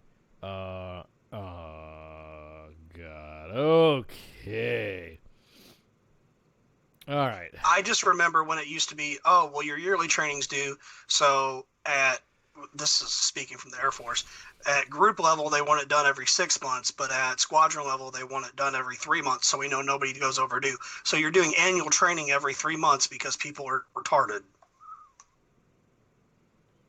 Okay. All right. I'm going to say something right now. We got some comments going on about what people said. Okay. Guys, Choney used to be one of my soldiers. This absolutely happened. I see the email and the hoodie. I also saw the local El Paso Times report as well. Choney's own pictures of the accident. He helped, which you wouldn't have had not been there since the article came out 2 weeks later. Please take down this article and vet your sources better. Laughing my ass off LOL, ROFLL, whatever fucking emojis. Squeeze the fucking rubber chicken. And I'll tell you what, that's straight, dude, stop. Don't even, get off the fucking high mighty. I'm telling you right now, I am standing with my men and women of this fucking staff and U.S. Army WTF Moments that this story was vetted and it was researched like a motherfucker. So before anyone comes up and says, you guys need to vet your sources better, I'm going to tell you what right now, we're not a bunch of fucking E4s that are manning the goddamn con here. We have a vast, like Flash said, that's like the post was said when it was first posted. There is a vast amount of experience that are at WTF Nation Radio, U.S. Army WTF Moments, coupled over about at least probably 500 years of fucking time and service and time and rank of all ranks, to include combat experience of all experiences, up to probably 250 years of that shit. Well, I'd say maybe about 100 for mine, because my old ass is pretty fucking old. But I'm just telling you right now, so before you come up to me, or you come up on the fucking net and say that we need to, I take it personally that you're attacking one of my guys. I don't care what you say. I don't care what you think you're going to fucking do. I know this guy. This absolutely, I saw this happen. Whatever. You know what? I'm going to tell you what right now. When there was a bunch of hearsay, I keep going back to the conversation that me and Mulder had. Yeah, this is bullshit, whatever. I said to Mulder, hey, that's fucking vet bro bullshit, hearsay, unless you got proof, lay it out. And like a diligent fucking NCO, he went out and fucking did it. And did the fucking work and involved me and involved some other parties. Look, you don't sit there and say you vet your sources better when we've reached 5 different agencies to corroborate what we had provided or what the main page provided. So for you to sit there and say, I know this guy and this is the way it fucking happened, shut the fuck up, dude. Some rando that just emailed you versus Texas DPS. Us, the fire department that actually took the guy out of the car. Us that actually spoke, were there and saw it too, then you're a goddamn liar along with him.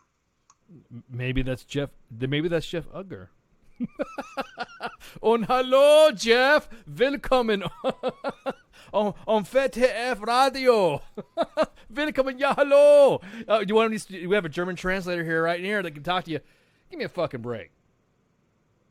Give me a fucking break. What the fuck ever, man. Don't sit there and talk all that fucking shit and say, maybe if you just vet your stories better. I just gave you the experiences of WTF Nation Radio and U.S. Army WTF Moments combined.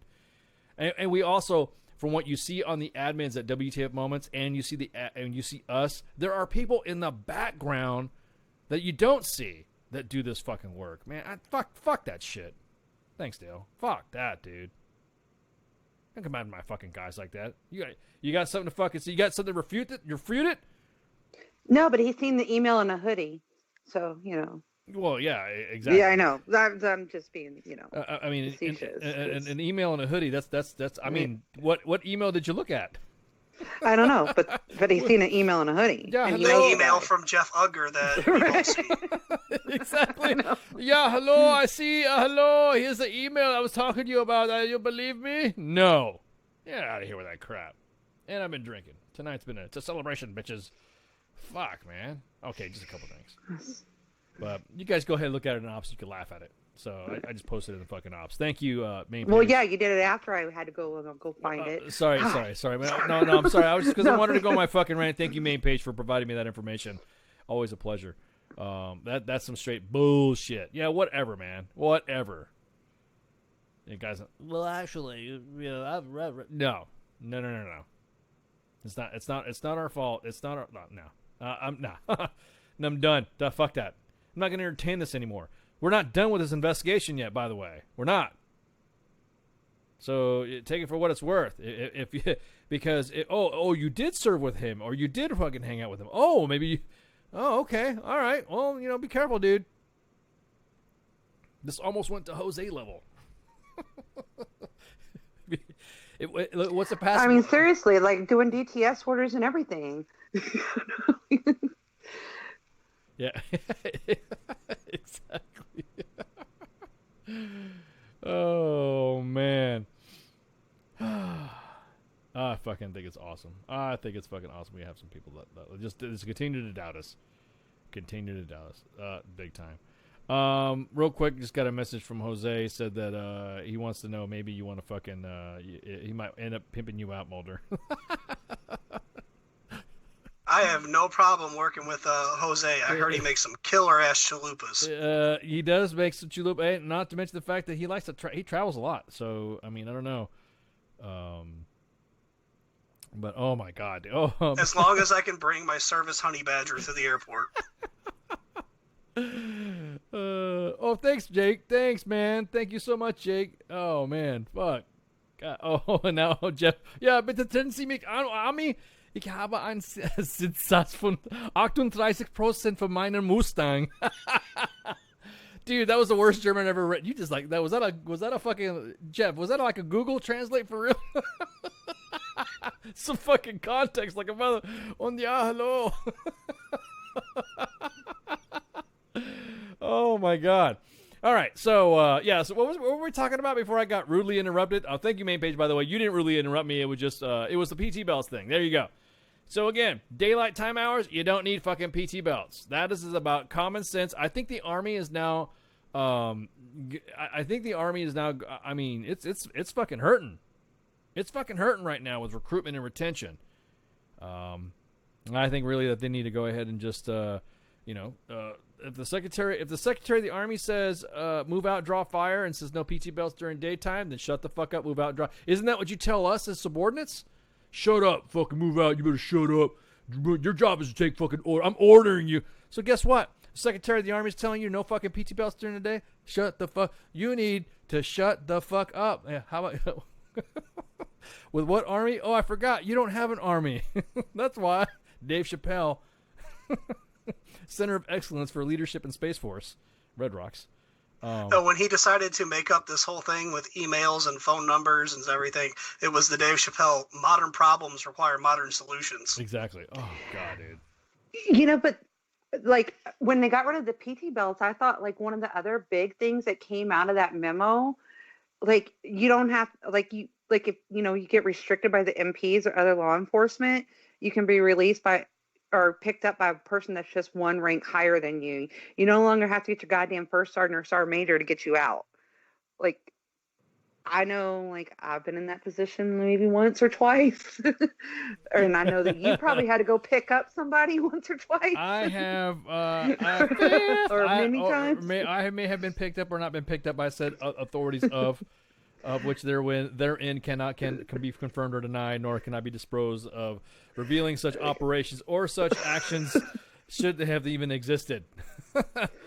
Everything stated by when I did have troops, I had to get called to pick them up at like 3 a.m. when they were drunk as shit one night. And I just had my brand new Camaro at 29% interest, so I wasn't going to let them in there to throw up on it. So I made them walk in front of my car with PT belts on while I played Eye of the Tiger, and they threw up until they were sober. Oh my god, dude, this is fucking crazy. So again, I think the PT belt thing is stupid. I mean the whole wearing it during daytime. So hats off to Secretary of the Army for doing that. Hey, so whatever happened to pinks and greens? I need to get me some pinks and greens. Where's Sergeant Major of the Army daily on this stuff? How come isn't the Secretary of the Army doing this and not the Sergeant Major of the Army? Why isn't he doing this? Why isn't he the one that's not going out and saying, hey, troops, check this out? You know, there used to be some sergeant majors that would throw a Sergeant Major sends. You know, like General Bell back in the day used to say, Bell sends. And it was like the new hip buzzword thing to say. Ah. It would be like... I remember those. Yeah, it was, remember Bell sends, BB Bell? BB Bell would send out, and the next thing you know, everyone wanted to jump on his nuts about how he did it, because he started a trend. Everyone was then now going, Mattis sends, and Dempsey sends, and then, Hertling sends. Trump tweets. So everything was all sends. You know, Sergeant Major of the Army used to do that. The Sergeant Major of the Army, Preston, when he was in the 1st Army Division, there was any issue that we heard rumors about, he'd come out to the troops and fucking say, hey, this is what's going on, blah, blah, blah, blah, blah. And he was so awkward. He didn't like saying who a lot, but he was awkward when he said it. So he'd go, right? Hoo-ah.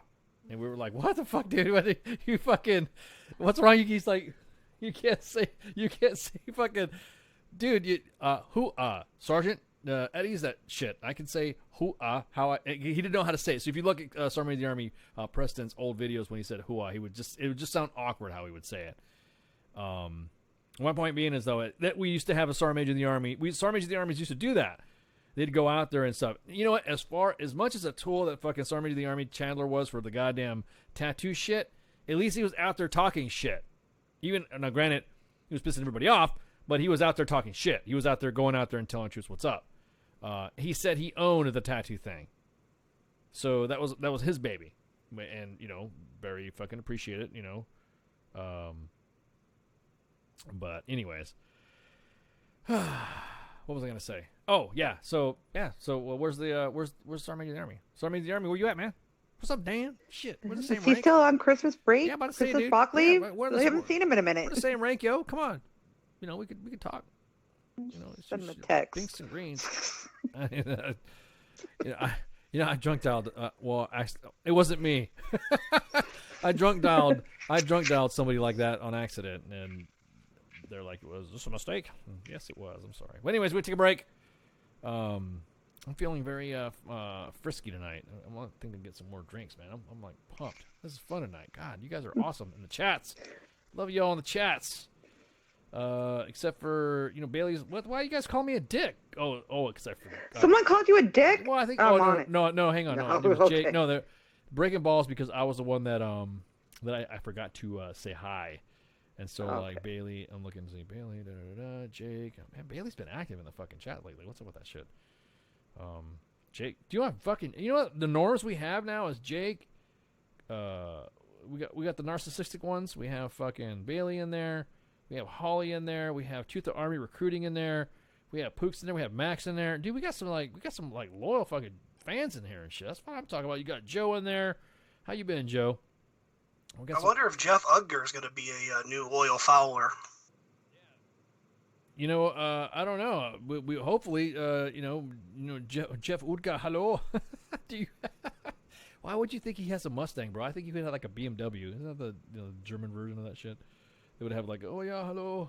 So, yes, that was a Canadian rifle. That was a Canadian C8 rifle that was in that picture, with suppressor and all that stuff. So, anyways, yeah. So we're gonna go ahead and fucking take a break right quick, and shots. And we'll be right back. Shouts. Everything stated on WTF Nation Radio is to be considered the opinion of the person that stated it, and not an official representation of WTF Nation Radio or U.S. Army WTF Moments. Price does not include tax, title, or license. Some assembly required. Each item sold separately. Batteries not included. Objects in mirror are closer than they appear. If conditions persist, contact a physician. Individual results may vary. Keep out of the reach of children. Avoid prolonged exposure to direct sunlight. Keep in a cool, dark place. And please enjoy the show.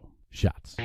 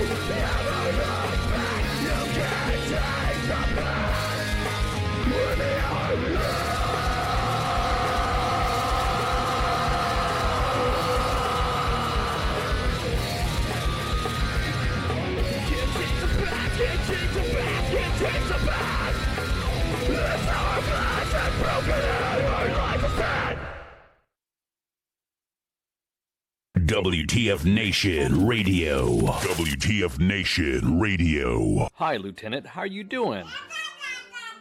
Aw, did you find your land nav point, Lieutenant? Good job, Lieutenant. You get a Expert Action Badge. Put on your uniform right? Expert Action Badge. Show up to work on time. Expert Action Badge. Qualify on your weapon. Expert Action Badge. Badge of Action. Find your guidon. Expert Action Badge. That's right. Just doing your noble warrior task and drills, you get a Expert Action Badge. Each item sold separately. Batteries not included. Objects in mirror are closer than they appear. If conditions persist, contact a physician. Individual results may vary. Keep out of the reach of children. Avoid prolonged exposure to direct sunlight. Keep in a cool, dark place. And please enjoy the show. Shots. Shit in a bag, Pogue. Badge of Action. The voice of U.S. Army, WTF Moments. This is WTF Nation Radio. Action Badge.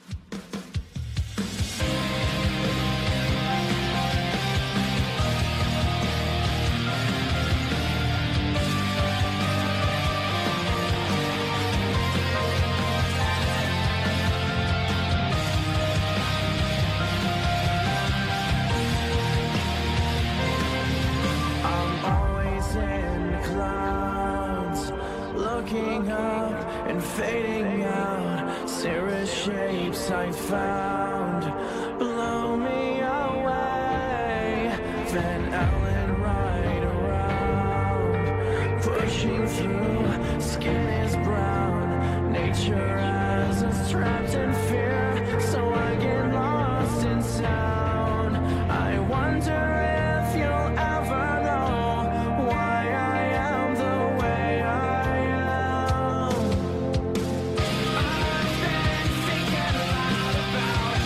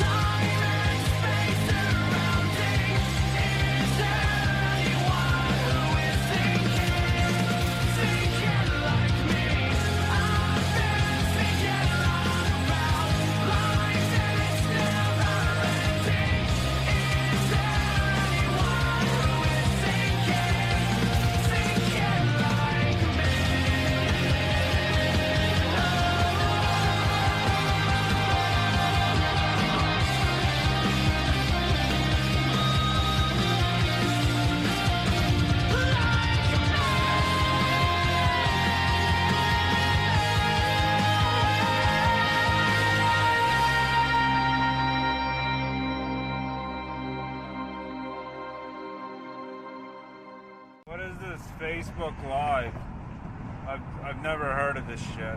Everything stated on WTF Nation Radio is to be considered the opinion of the person that stated it, and not an official representation of WTF Nation Radio or U.S. Army WTF Moments. Price does not include tax, title, or license. Some assembly required. Each item sold separately. Batteries not included. Objects in mirror are closer than they appear. If conditions persist, contact a physician. Individual results may vary. Keep out of the reach of children. Avoid prolonged exposure to direct sunlight. Keep in a cool, dark place. And please enjoy the show. Shots.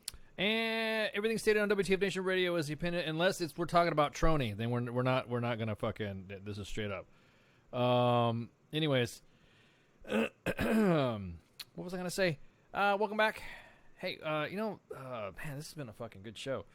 Somebody's asking questions about promotion board stuff and all that. Oh man, the promotion board stuff is kind of like changed like crazy, man.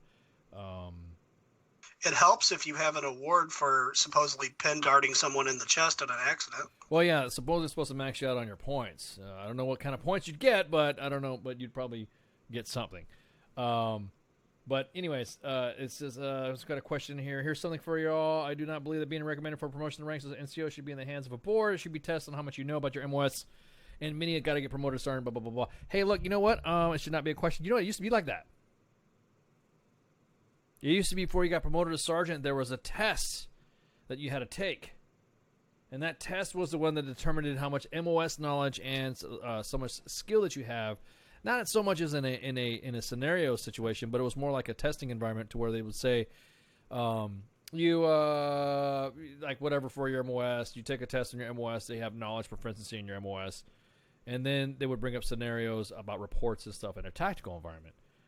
So, hey, no worries, man. No worries, man. That's what we're here for. We're here to give you news and entertainment and opinion for the veteran and active duty reserve and retired community, to give you guys at least a break from the normal drone of fucking, come on, man. The news media right now, shit, it's fucking crap. I don't even watch the news anymore. I don't. I'm getting tired of it. Hell, they can't even quote us right when we're fucking giving them information that's like on a fucking silver platter. But anyways, going back to the question. Correspondence courses, yeah, you got to knock them out too. There's a lot of things you need to do. However, it's one of those things that used to be called an SQT exam. Remember that, Spanky? Back in the day, SQTs and SDTs? Not STDs, but SQTs. Oh, I recall. Yeah. I recall. It's barely before my time, but I recall. Like there was a 1,000-point promotion system with those, if Correct. I remember right. Yeah, there was. And the majority of the points on how you did on that test, which is why I think the Army needs to bring it back. The Army needs to bring back STDs. STTs. Ugh, sorry. I'm sure there's still lots of STDs in the Army. I'm sure there is. But no, the only downside I think with that is that soldiers need to be able to still work in their MOS. So many soldiers are pulled out of it, working on the gates, for instance. But it's they would have to be able to stay in their MOS and not be pulled out of it for one reason or another. So this just in, Trey Troney has now reduced his Facebook profile to him just now in uniform. We've been keeping tabs on it, and we've been watching it slowly shrink. Well, very shortly it's going to be him at a Subway in uniform. Be on the lookout for Trey Troney if you guys want to have a bolo. Can we do a bolo on him? Shit, I'm probably gonna get. Maybe he's gonna fucking get on my ass. But hey, right now I'm just having fun. If you see Trey Troney, ask him, hey dude, send him a bag of Bix. Instead of a bag of dicks, send him a bag of Bix. If you have a Saints hoodie, try to have him sign it because he's going to be famous for quite a while. No way, dude. If he has a Saints... No, fuck that. If you have a hoodie on it and you just tell him to sign it, he might try to jab it in your chest. Don't forget to send me a copy. Fuck that. You done fucked up. He'll jab it in your chest and then make up a different name and why he did it. Exactly. Dude, I can't... You know what? I mean, look. We keep going back to this thing. Hey, sorry, I'm kind of pissed off on what that guy said. You don't talk about my soldier. I know this guy. This guy's he's an upstanding soldier. Shut up, dude. Shut up. You're done. You're not. That's not. No. You need to check your. You got a bunch of fucking disgruntled E4s running that goddamn page. Y'all fucking suck. You need to vet your sources. Oh, okay.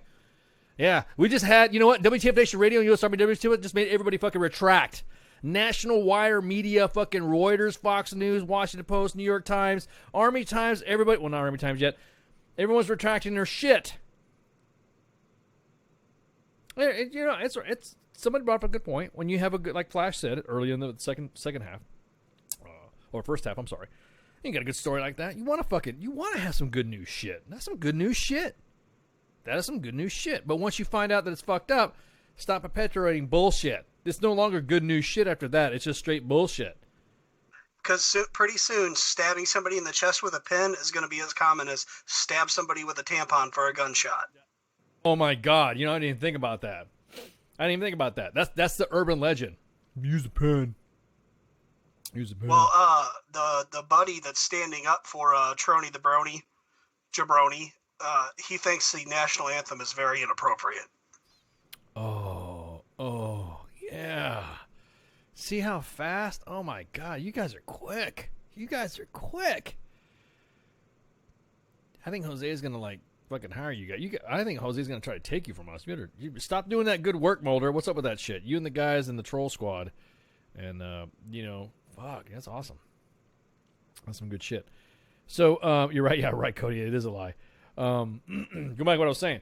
We're going back to the promotion board question. Yes. So the promotion board actually is one of those things where somebody gets to know how you are. So the way a promotion board I think should be is knowing how you are as a soldier face to face to me. So if I'm your sergeant major and I'm sitting in front of you in a promotion board and I want to sit there and see how you are as a soldier, because I don't fucking know you from Adam.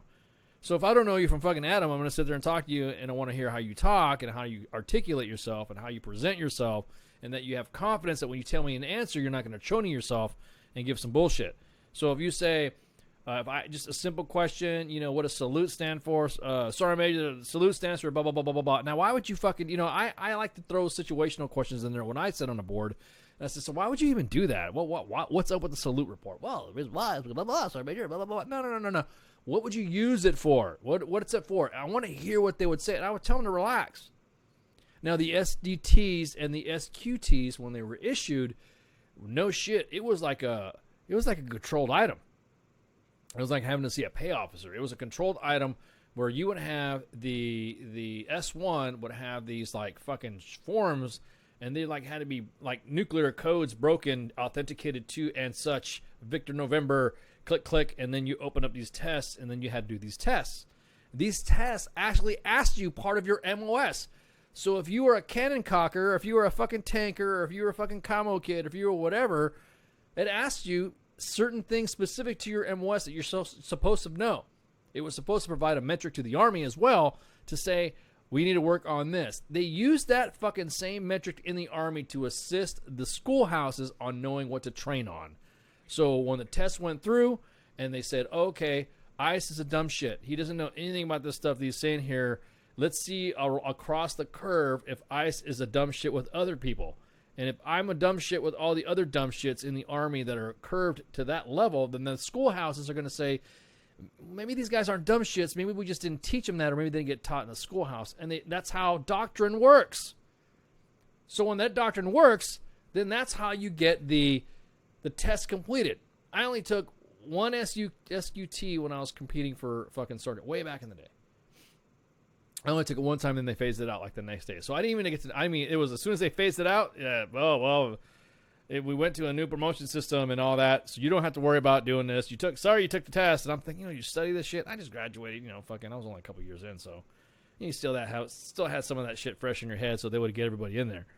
So you'd go in there and take the fucking thing. Now, Justin, when you say that the board was the test, it was more of the test of you presenting yourself as a soldier. So if you walked in, if you came in and presented yourself like an ass bag and went, whatever, hey, so you just ask simple fucking questions that a soldier should fucking know.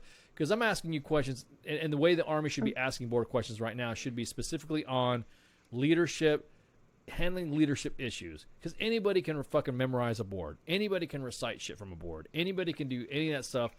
FM so-and-so, AR6 and whatever, and then whatever, PT belts during the daytime, all this other crap. You know what I mean? So that all gets entailed into how you articulate yourself. I want to hear what you would do if a soldier bounces his fucking checks, has more ex-wives than me, and fucking is driving around a fucking Mustang with 30% fucking interest. And I want to know how you as a sergeant are going to help that soldier out, pull himself out of that fucking hole because you have failed to provide him leadership, or somebody had provided him bad leadership, and you, the new sergeant, or promotable to staff sergeant or whatever, you're going to help fix it. You're going to be tasked to it. You need to tell me what resources are. That's the reason why soldiers, I'll tell you what, U.S. Army soldiers are so fucking intuitive. They're so fucking innovative, and they want to fucking serve. They're not, everyone's like, oh, well, those generations fucking lazy. No. They want to be led. So, go ahead.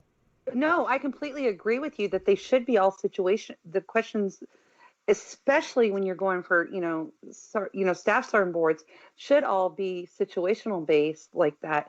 But my biggest problem with semi-central promotion boards is there's no set standard. It's that sergeant major that decides how the board's going to go. Correct. But you're competing with your entire MOS across the entire Army to get promoted. Correct. So your board could be going in and salute and say, have a nice day, because that sergeant major trusts your leadership to decide that you're ready to get promoted, and just gives you a go. Because I've seen boards go like that because I've been board recording.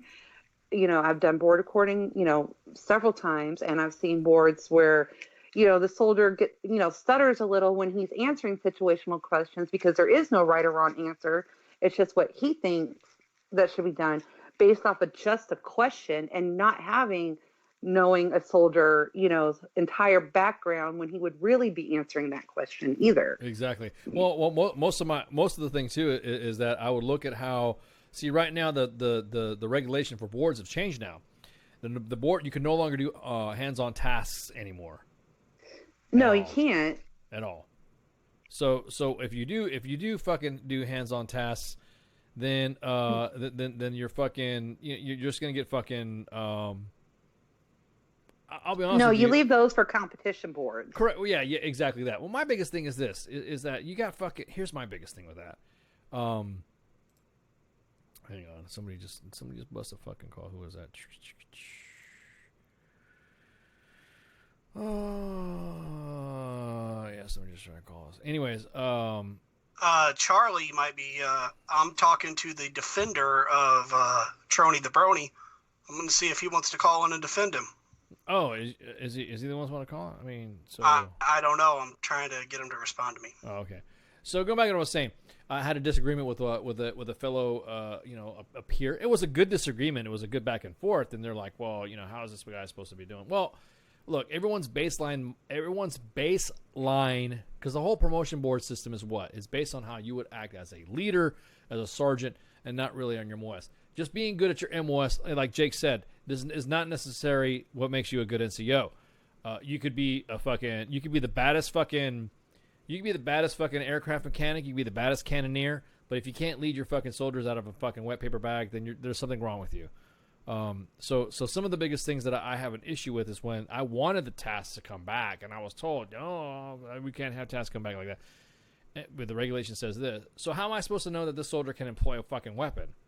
How am I supposed to know when a soldier when this soldier that wants to be an NCO is sitting there watching his soldiers struggle with a fucking weapon? How am I supposed to know that guy's gonna fucking able to fucking apply immediate action or something? I don't think that us, as a senior NCO and a sergeant major should have to worry about that at the board level. I think that nobody should be sending an NCO to a board if they don't know how to do that. That's true. That's true. That's a good point. I had another sergeant major buddy of mine who told me that what he does is he would get, this is actually pretty cool, is that he would get feedback from from his soldiers in the battalion, and then he would ask those scenarios, real life scenarios, to the soldiers that are sitting at the board. So, for instance, he called it, what did he call it? He called it like a sergeant major feedback or something like that. So, anyways, a soldier, he had like an inbox. It just said sergeant major feedback, and a soldier was like, and it's like for like real issues. Hey, I need this, and this. So the sergeant major would sit there and get this fucking information. He's a good dude too. He get this information, and then he would, those questions that the soldiers would ask on sergeant major feedback, he would ask it at the promotion board. He would ask at the promotion board to see what this buck sergeant or future sergeant asked. Hang on, dude. Hang on. This is the, what is this right here? this gonna work? No, it's not letting me work. It's not letting me do it. It's not letting me add the call, guys. We got a new Skype right now, and you're gonna have to call you back. Yeah. Then I'm drunk dialing right now. So you got the J Ready buttons now. I got the J Ready transgender buttons.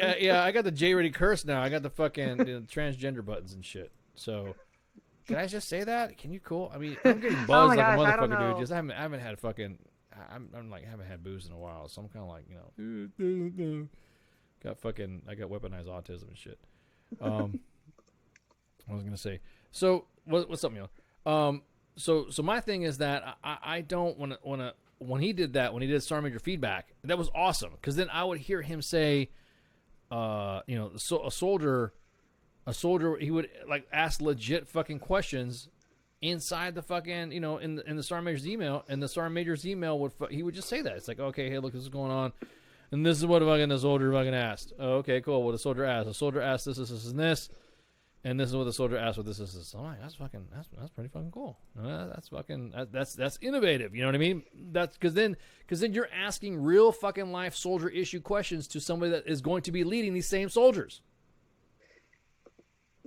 No, I agree with that, and I'm also a little upset, that they took away like the hands-on thing, because to me personally, it is a lot easier for me to show you than it is to tell you.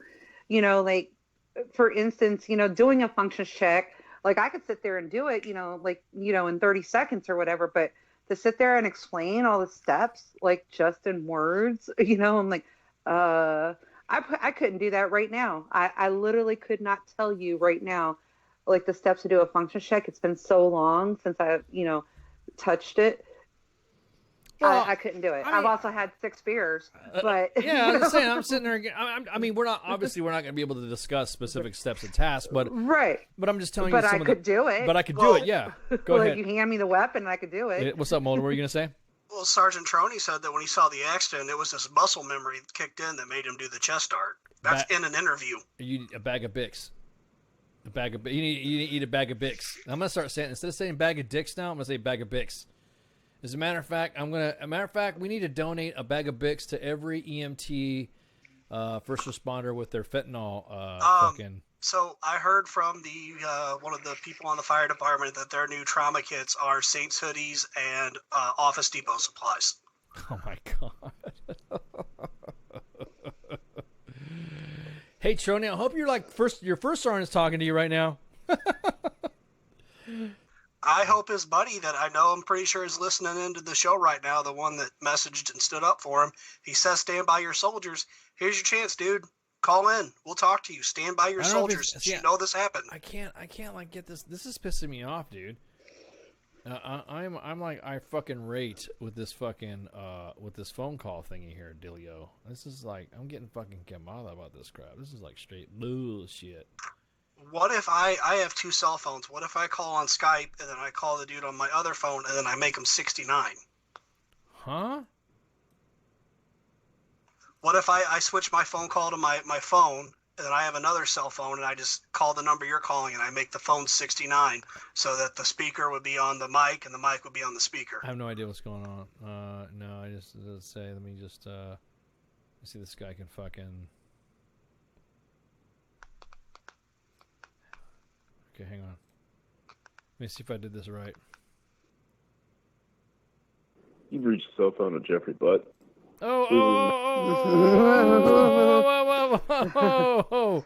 At the tone, yes, please really record your message. When you finish recording, you may hang up or press 1 for more options. Yes, we really have the, Hi, what's going on? Hi, how are you? There we go. There we go. God. Dude, I'm drunk dialing right now, so fucking forgive me. I am like... If we call you, you have to answer, and it will show up as unknown. It will show up as unknown. So keep the line free. We're trying to... Did he say this is Jeffrey Unger? Is that what he said? Oh, yeah, hello. Be ready to fucking rap some Herm, son. I might throw some Spanish in there and some fucking French. Parlez-vous français? Oh, man. Okay, what was I going to say? Oh, let me add this dude in here. Okay. Answer the fucking phone, dudes. Hello? What's up, man? You called the station? Hey, brother, how you doing? What you doing? Yes, sir. What you got to say? Is this Trony? No, it's Jeff. I'm a E5 68 whiskey here at Fort Stewart. I'm with Third ID, and I just wanted to comment on the show. I love everything you guys do and everything else like that. Rock of the Marn. Cool. What's up, man? So, I got 2 points of view with everything else that is going on right now. And with the promotion board and shit like that, I mean, I'm trying to get my E6 right now. Just trying to sit there and see what's actually going on with what you think should be the best point of view for me trying to go on to get my E6. Okay, first off, you got to stop thinking about. Hang on. Go ahead. I'll let you go ahead. Yes, you're gonna become a staff sergeant, exactly. please, because I'm about to lose my shit. Sorry, you're go not. ahead. You're not going for a fucking pay grade. You're going for greater responsibility as a staff sergeant, not an E6. So that's one issue. So go ahead, continue the next one. What's up? So absolutely, don't get me wrong. I'm half buzzed just like you guys are. Word up.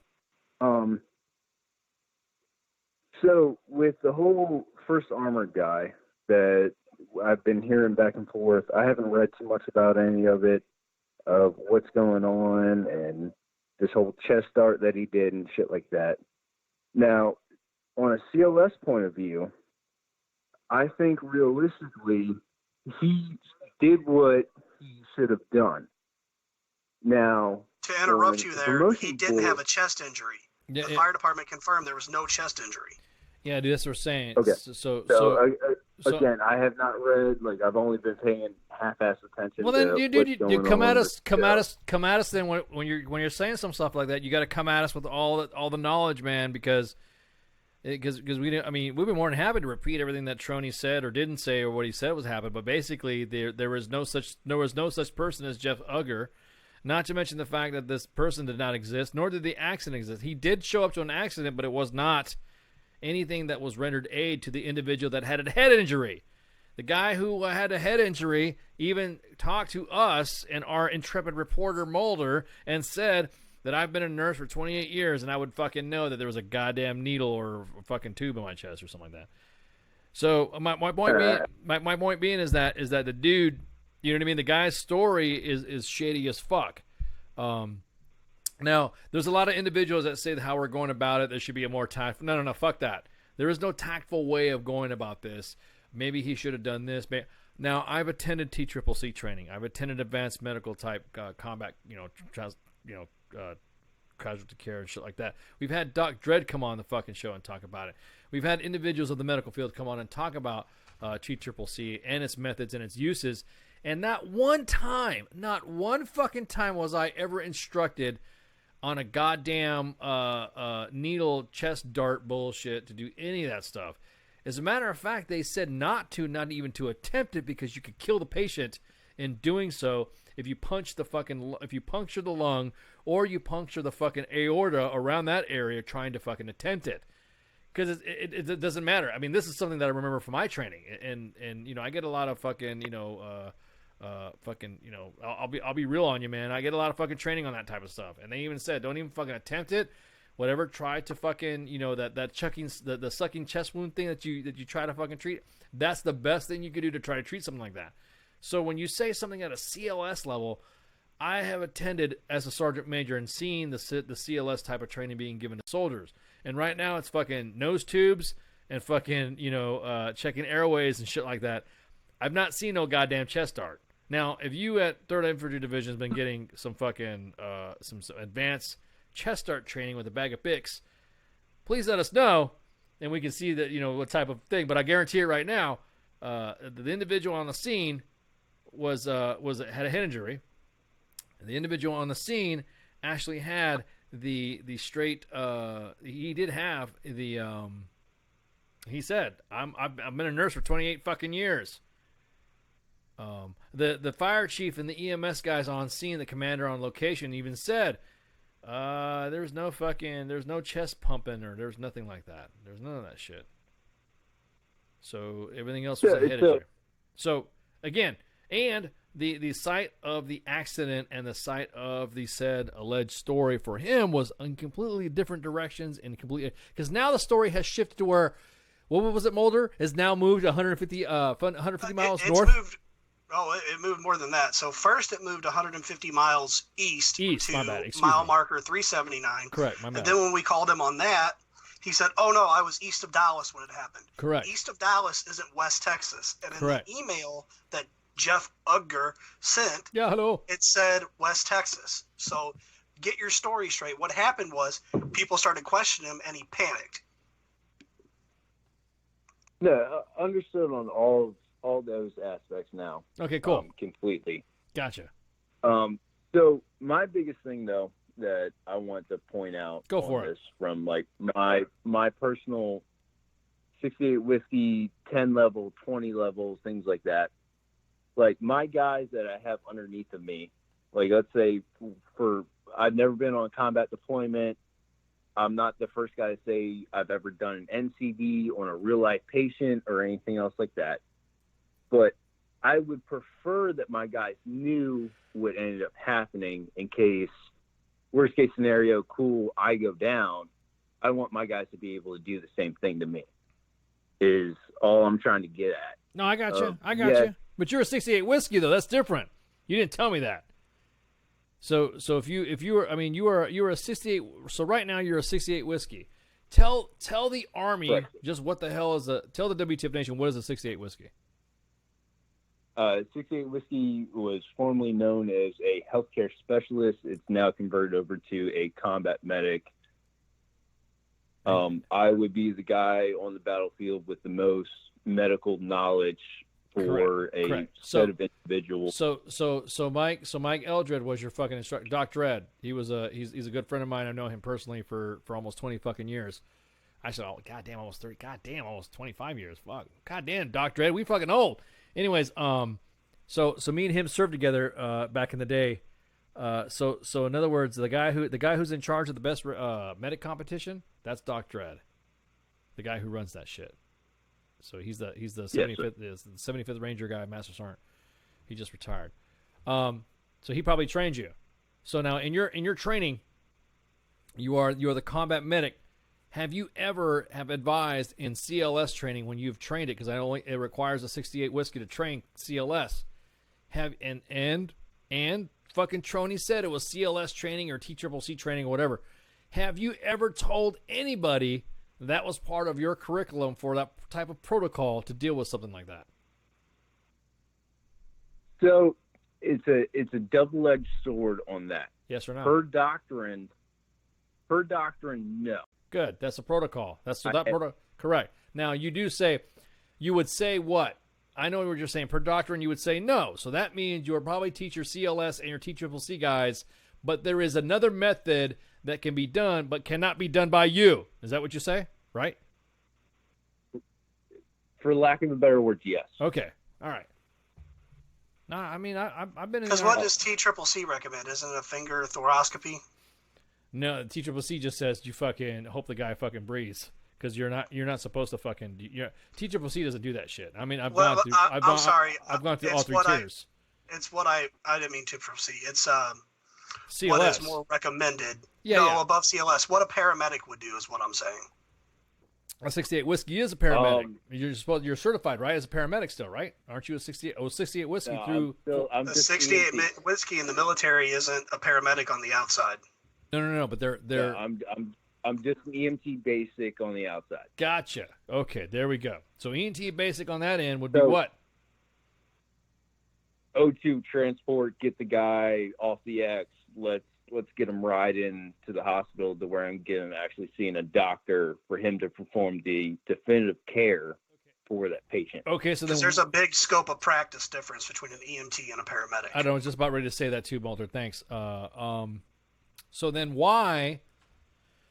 I'm not now, mind you, I'm not doing this to diss you or whatever. So then why would that even come up in your training to train CLSs as a 68 whiskey? Because I remember having my troops having to go, they could not be CLS qualified or TCCC qualified unless they were trained by a 68 whiskey.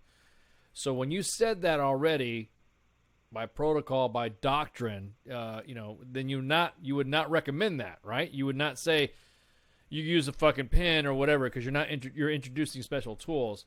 Because I'm not saying that I have not had that introduced to me as well. I have had my training of other different types of the same thing. They would tell you, hey, you don't have this in your kit bag. You don't have this in your medic bag, but here's other methods, whatever. That stay out of the fucking way when some dude is doing this is what I was always told. You know what I mean? Well, and the other thing is, and I'm sorry, I forgot what your name was, but if you are a licensed medic EMT and you decide, if you're an EMT on the outside in the civilian world and you have a license and you decide to go outside your scope of practice, you're destroyed. You're going to lose your license. No, absolutely correct. You will destroy your license. Your career is going to be over at that point. You're facing multiple lawsuits. Like the whole 9 yards is coming at you. Now, for me personally, like my squad leader, my infantry 11 Bravo squad leaders that got underneath of me, of hey, CLS back in the day. I mean, no offense to any of you guys for how long that you have all served or anything else like that. Like back in 29 years, you probably learned IVs, right? I can IV my neck like if I wanted to, but I don't IVs. try it. Go ahead. But it's changed from that point of we've restricted CLS down to where it's no longer, hey, pump them full of normal saline, which was that ID bag that we all carried. It's now, hey, let's move towards head stand on point of injuries to where we can get them up to that roll 3 to where they can get whole blood products. Exactly. That's where I think the TCCC program and the CLF program should have combined more of it, so that way, because I remember when I went through the CLS program, I was sticking motherfuckers. I could still stick somebody right now, and the medic was like, you're gonna fucking stick somebody. You did CLS when they stuck people. It was almost like I was like a dinosaur. You know what I mean? So I think that should be brought back. Sticking somebody for CLS and TCCC should be added together for. I mean, none of it was just fucking saline, but some of it was platelet shit and all sorts of stuff. Dealing with hemostatic bandages and stuff like that. My point being is that we failed in tactical combat and TCCC. Tactical Combat Casualty Care is what TCCC stands for, because we removed that aspect of introducing fluids to somebody. Then you need to be careful on introducing other stuff to something like that. I mean, I get what you're saying though, dude. I mean, now granted, I know you're not taking up with this guy, and I know you're not fucking. My question is that why would you even introduce as a 68 whiskey to CLS students that procedure to begin with for them to even try to attempt? That makes sense. So the reason why I would introduce that procedure to someone would be, in the instance, me being the subject matter expert on the battlefield, point of injury, that, the classic oh shit moment of I went down. As the medical expert on the field would be the reason why I would introduce it to people. Now, this would be more in the style of a hip pocket training, not for doctrine, of just more of, hey, Doc got hit, let's help Doc. So that would be my ideology behind why I would instruct or demonstrate or talk through a class, quote unquote, of why we did things this way.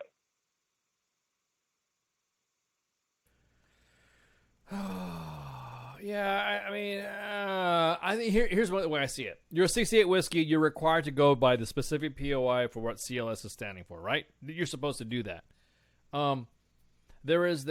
Joe is going to remember the last thing they were taught when you teach them. That's just inherent in Joe. Joe's gonna say straight up, "Hey, I'm gonna listen to what 68 whiskey dude said the last few minutes of the training." If you do it as an introduction, hey, look, I'm gonna teach you this, and this, and then I'm gonna show you some of their practicalities of something else. However, you don't do this shit, but I'm gonna show you this is what you do, because that's the thing. You got to be careful when you introduce something new, because a soldier's gonna have muscle memory on something like that. It's just like when you learn something wrong in jump master school when it comes to sequence. If you're taught the wrong fucking sequence, you're gonna remember that fucking sequence when you inspect a soldier before a jump. So I would advise, and this is just me speaking as a sergeant major for training and stuff like that, I would advise that you don't even bring it up. This ain't Three Kings and shit where you see the guy putting a fucking needle in his chest and doing a little valve thing and all that. I got it. You want to show different methods of fucking treatment and stuff like that. But there were other methods before within your protocol, within your doctrine as a 68 whiskey to show how to handle a sucking chest wound. You know what I mean?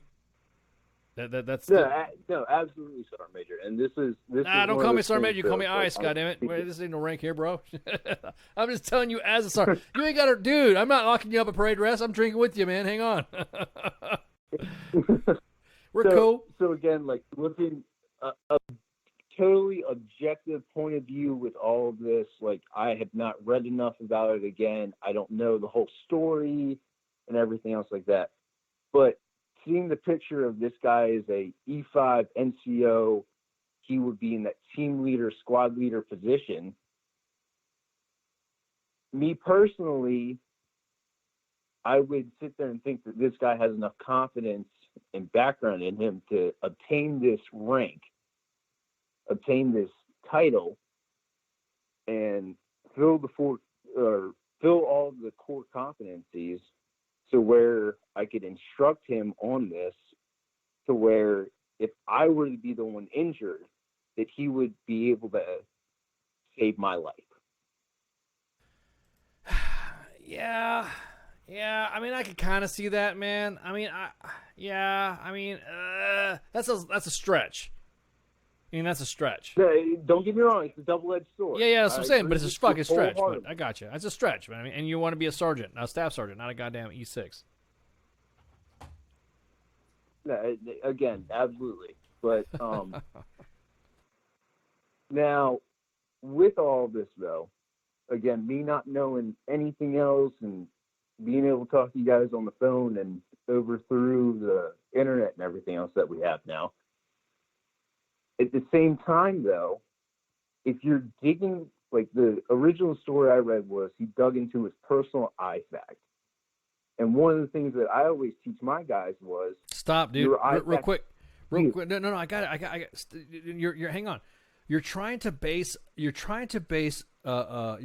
something on an event that didn't happen, man. You just said it right now. He said he dug into his IFAC. Bro, that didn't even happen. None of that happened, man. None of that happened. And again, like I had not read up enough. Like I called in early. Like I should have done a little more research. Yeah, exactly, man. You got Mulder on the case right here, bro. He's gonna eat you up. He's probing me and shit. Make sure I'm good to go. He's the one that keeps me straight, man. So like I'm saying, you're bringing up a scenario that was not even involved. You know what I mean? At this point, it's a what if board question. What if you roll up into an accident? Go ahead, Builder. I study at the Church of Evidence-Based Medicine, and the evidence-based medicine said this dude shouldn't have even attempted that had the scenario played out the way he said it did. So I'm going to say, again, double-edged sword completely. Yes and no. Because from what I read with original publications, again, I have not done my Those were research. all lies, dude. You're reading a lie. You're reading vaccines cause autism and perpetuating that right now. That's what you're doing. Yeah. Everybody knows that WTF Nation Radio has weaponized autism. We take our vaccines. Yeah. So, like, I'm just going to play this as the hypothetical. Or non-commissioned officer was able to produce all the causing effects of what he said was factual. Yes. Here's my argument with that for you, though, bud. A chest decompression needle has a pretty high failure rate on a skinny person. And just trust me, even if you would have been a medic there, you'd have been like, yeah, a chest decompression needle isn't going to work on this guy. I can't say more than that, but just trust me. Trust me, it wouldn't have worked on this guy. We have some specific details that we're not going to reveal to the nation because we were asked not to reveal too much. Trust me, it would not. A chest decompression needle will not have worked out. No matter how you try to spin this, it didn't happen. This is Brett Kavanaugh's 47th sexual assault accuser. It didn't exist and it doesn't happen. With cross-eyed. So completely agreed. Definitive treatment for that injury is always going to be a chest tube performed at least a higher level than me, to where we're going to bring this guy back to the next echelon of care. For me, right now, in my situation, it would definitely be O2 transport. Hey, bro, Get this guy yeah, got off you, the man. X. Got you, but you got to get him off the X. We're talking about a car accident, man, that happened with a head injury. So you're going into I know what you're trying to say, man, but you're going into a scenario that has been made up. The patient at this time has received a head injury, but put in a fucking C collar, and has had some, and I'll say just this much, has had some tissue removed from the back of his head from the event. No time. This individual also said, I don't remember. I can tell you right now, I would have remembered something sticking out of my chest. However, due to other details, it would not have been possible for this individual to receive such fucking device introduced into a system. So, I mean, Trony go ahead. would have been more effective using essential oils. With CBD extracts. Oh, man. All right. Hey, thanks for calling, man. Guys, hey, I appreciate the time in the air and everything else like that. Word up. Again, I have not done my research, and so do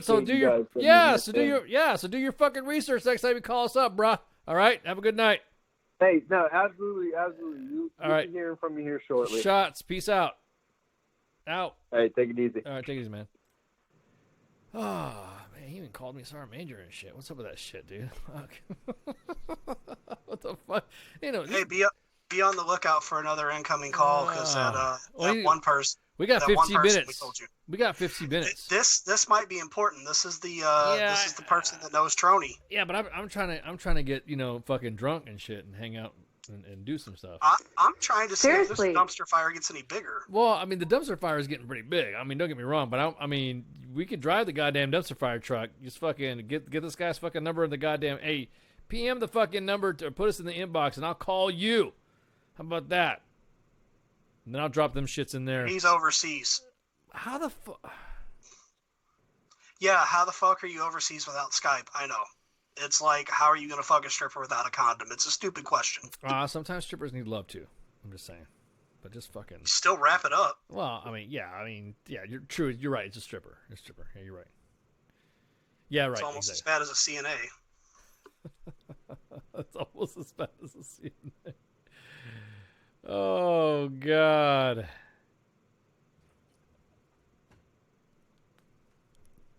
Okay, hang on. Oh, I see it. Okay, I gotta add this. I gotta add this dude in here again.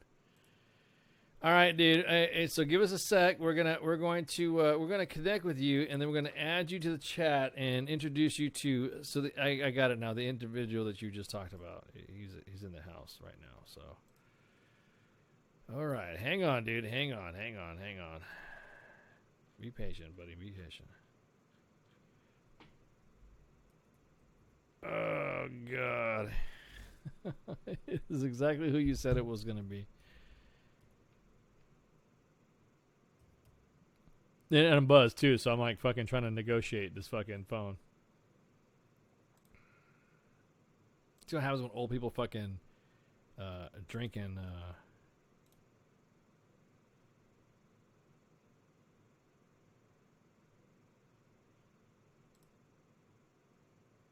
All right, hang on for a second. Let me get this guy set up.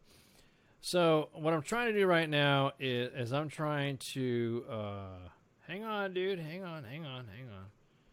Trying to get this guy on here to give us a call. You guys gotta fucking forgive me on this shit. I'm fucking buzzed. Oh my goddamn, I'm getting buzzed pretty good. It's all brand new on Skype. It's all the brand new Skype and shit. I'm brand new on Skype. This motherfucker brand new on Skype.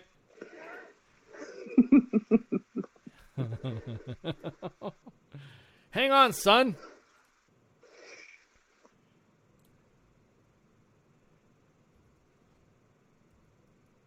Matt Damon. There we go. All right. All right, we're going to give this guy a call. This guy right here supposedly is the dude that fucking... Hi, folks. Can everybody hear me? Yeah, I can. God, yeah. Slow down, buddy. What's up? Hey, so how would you like me to approach this? Do you want me to defend him? Do you want me to... What do you want me to do? You're the one that said that you're the one that said that you know this guy and this happened. So were you on scene? All right, so the first question, all right, I will admit, no, I was not. I did see his pictures immediately after the incident that he posted on Facebook saying, you guys won't believe what happened to me today, or something to that effect. It was the picture, it was similar to the picture in the El Paso Times where the car was flipped up on the side of the road, except in his picture there were no troopers in it. There was nobody pointing at other places on the scene, and there was no newspaper clipping. This was 2-ish weeks before the article came out. Okay, so if that picture was on his Facebook, that confirms it's the accident that we have talked to the fire department about. Okay. I introduce you to Mulder. Go. So I'll let you. I'll let you two. I'll let you two have a cripple fight. Go ahead. Me and Spanko stand by, eat snakes. Go ahead. Go. So I'll tell you what I know. Look, if you guys want to jump on me for not being there at the actual time, that's fine. I'm here to stand up for Sergeant Troney's character. I'm here to tell you that in the year and a half that I've known him and served under him, plus an extra few months of hearing of his name before I took over the platoon in question, I can tell you that he is a guy of unquestionable moral character. He is a guy that he was one of the first people I would go to if I needed something done. He's one of the first people that would tell me how it was, like it was, and he was the first person, or one of the first people that I would be able to go to if I needed advice on something. Yes, believe it or not, even 1LTs asked, at the time, specialists, but now E5 buck sergeants about, hey, what do I do in this situation? So you're an LT, is that what you're saying? I was. Now I'm a captain. Okay. Oh, now you're a captain. All right. Well, congrats, captain. All right. Cool. Thanks. All right. So now you're talking about his character, but you're not talking about the events, though, man. I mean. Okay. What I've also seen is he showed me he showed, not me personally. Sorry, I'm not that special. I recall him showing a picture of the hoodie, and I know he also showed a picture of the email that he received, which I thought was pretty interesting. And he and I spoke for a little bit, and he told me that he was still talking to people about the incident. I think he said he had talked to a reporter and didn't want to go further into detail because he'd already told the story 5, 6, 7 times. Okay, here's where I'm going to stop you right there. That email was sent by Jeff Udger. Jeff Udger doesn't exist. Yeah, Texas DPS can't find a record on him. Department of Homeland Security can't find a record on him. I can't find a record on him on any database I've ever been in, and I've worked homicides, and I know how to look for stuff.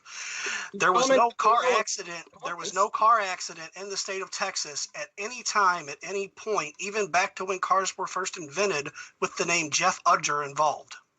Is it possible they got the name wrong? It is impossible they got the name wrong because your boy shared pictures of the same accident we have confirmed from the Sweetwater Fire Department. I have the pictures from the fire department that matches the pictures that he has put up that was in Army Times. Yeah, we have his Facebook. We've seen what he shared. It's the same accident, man. I promise you 100% it is the same accident. The fire chief is the one that removed the victim out of the car and said, no, he didn't have a chest dart. Yes, there was a hoodie. Nobody knows if it was the hoodie that he claims because now his whole story's into question because he lied about everything else. He might have done the hoodie. If he did the hoodie, that would have been great. If he would have shut his fucking mouth and just said, yeah, I helped and gave my hoodie, he still would have came out looking like a hero and this wouldn't be happening. Let me ask this then, because you probably worked in this a little while longer. Are you telling me that the Fort Bliss Public Affairs Office, the El Paso Times, and the Army Times all ran the same story without vetting it? Yes. Hell yeah, I am. Yes, they did. Okay. Yes. So is this in your line of work, is this a common occurrence? Because it's certainly 3 newspapers that, in my opinion, okay, we can go on and on about the whole fake news plague going on. And they all retracted it. Well, see, here's right, but they all ran it in the first place. Correct. Well, here's the thing. It was good enough for them then. Correct, because here's the thing. The way they do it is that when they pick it up from for instance, a syndication, or they pick it up from a wire, then it's already implied that that has already happened. That's the way it's supposed to be done. It's supposed to be implied that all the background checks, all the fucking vetting has already been completed. So once somebody sends it off, it's like firing a weapon. Once you're firing a fucking weapon, everybody knows, okay, you're damn well sure it's supposed to hit according to the rules of engagement. Well, the same thing works with fucking news wires. It works the same way. So when a news wire sends it out and it sends it to multiple fucking locations like AP, Fox News, all the the PAO sections and all that, and the military wire and Stars and Stripes and military.com and Army Times, then what they do is that it's already presumed and it's already assumed that the initial fucking sender did the right vetting for it. Why? Because it sounds like they didn't. You're right. No, they did because somebody pretending to be Udger called and emailed. However, somebody pretending to be Udger managed to magically find Trony's entire chain of commands email. Fucking the genie from Aladdin couldn't give me a chain of commands email if I asked him for it. Is that pre-hung or after hung? No, I get. Look, dude. No. I can't speak to your experience, sir, but I can. It's not that hard to find a chain of command when you know where the soldier's unit's from. Correct. It's a big problem to find a chain of command when you're a civilian and you have nothing to do with the military. So it's also a big problem when the Texas Department of Public Safety state troopers have reviewed their body cam footage and put Trony at the scene and explicitly state that he did not do any of the things that are mentioned. Were they there for the whole time? Because I heard he pulled it out before the first responders got there. Yes. You don't pull a fucking chest dart out after you put it in. Are you retarded? No. I'm talking about pulling the guy out of the car. I'm talking about wrapping his head. I'm talking about the whole. He did take him out of the car. The fire chief confirmed for us. I have a video recorded call with the fire chief saying, I'm the one that took him out of the car. Trony lied and said that he cut the airbag out. The fire department cut the airbag out. I can get sworn affidavits if you want. I can prove every single part of this story is false. The only thing I cannot prove is who was pretending to be Jeff Ugger, the person that doesn't exist. And we're going to find out who he is. There's no way they spelled his name wrong or mixed up details? Nope. There's no fucking way. At all. Zero. Oh. There's zero doubt they did this. There is nobody with anything that sounds like Ugger. There is no car accident that matches anything of what he described. So you're telling me he took a picture of two car accidents that look exactly the same with the exact same vehicles? No, I didn't say that. Well, that's what you're saying because you said he shared the same pictures that the Army Time ran on his Facebook. No, I said he didn't. In fact, I said the picture was different. There were no troopers standing around pointing at stuff. Was there a Toyota Tundra ran into the back of another car in the picture? Yes, there was. I can fucking promise you. I'm looking at his Facebook. Okay. That is the same picture that the fire chief sent me. It's very similar. The only thing difference is the position of the people and where some of the fire apparatus is. So it was taken at a different time before or after certain people had... Bingo. It was taken at a different time. But what we're saying is if he didn't take the guy out of the car. The fire department's confirmed that. The fire department's confirmed that he did not have a chest injury. The fire department's confirmed that he did not cut the airbag out. In the email that Jeff Ugger supposedly sent, if you want, I could pull that email up and read it to you. It's pretty awesome with the details it gets wrong for a person that we have specifically talked to who has told us he doesn't remember anything about the accident and he damn sure didn't have a chest tube. Okay, so can someone explain then how the original source got all this stuff wrong? The original source was prep, dude. That's what we're saying. Somebody under a ghost alias who claimed to be the patient of the accident sent information to the PAO's office that would only been specific. I've been drinking, man. Hang on. That only been specific to that fucking individual. So in other words, like for instance, I have friends that know that when I'm trying to get a hold of somebody from the 1st Armored Division, most civilians don't know that they don't know who their squad leader is. They don't know who their platoon sergeant is. They don't know who their company commander is. They know who the division sergeant major is. They know who the division commander is. They know who the brigade commander is. That's how level of detail that, quote, ghost patient Jeff Ugger got in contact with the PEO's office. That's the whole thing. So So immediately, once it was highlighted that the 1st Armored Division was trying to find out for follow-up, and I'm going to tell you right now, man, we were trying to make this story a fucking feel-good story to get this on until we started doing research on it, because there was individuals that were kind of like saying, I don't know, this is kind of fucking shady, but there was also medical professionals that they wanted to know how he did it.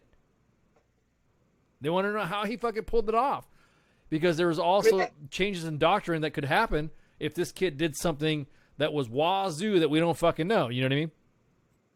Well, yeah, I think it's pretty ingenuitive. I mean, I didn't know a ballpoint pen could do that, but I have new respect for 42 alphas nowadays.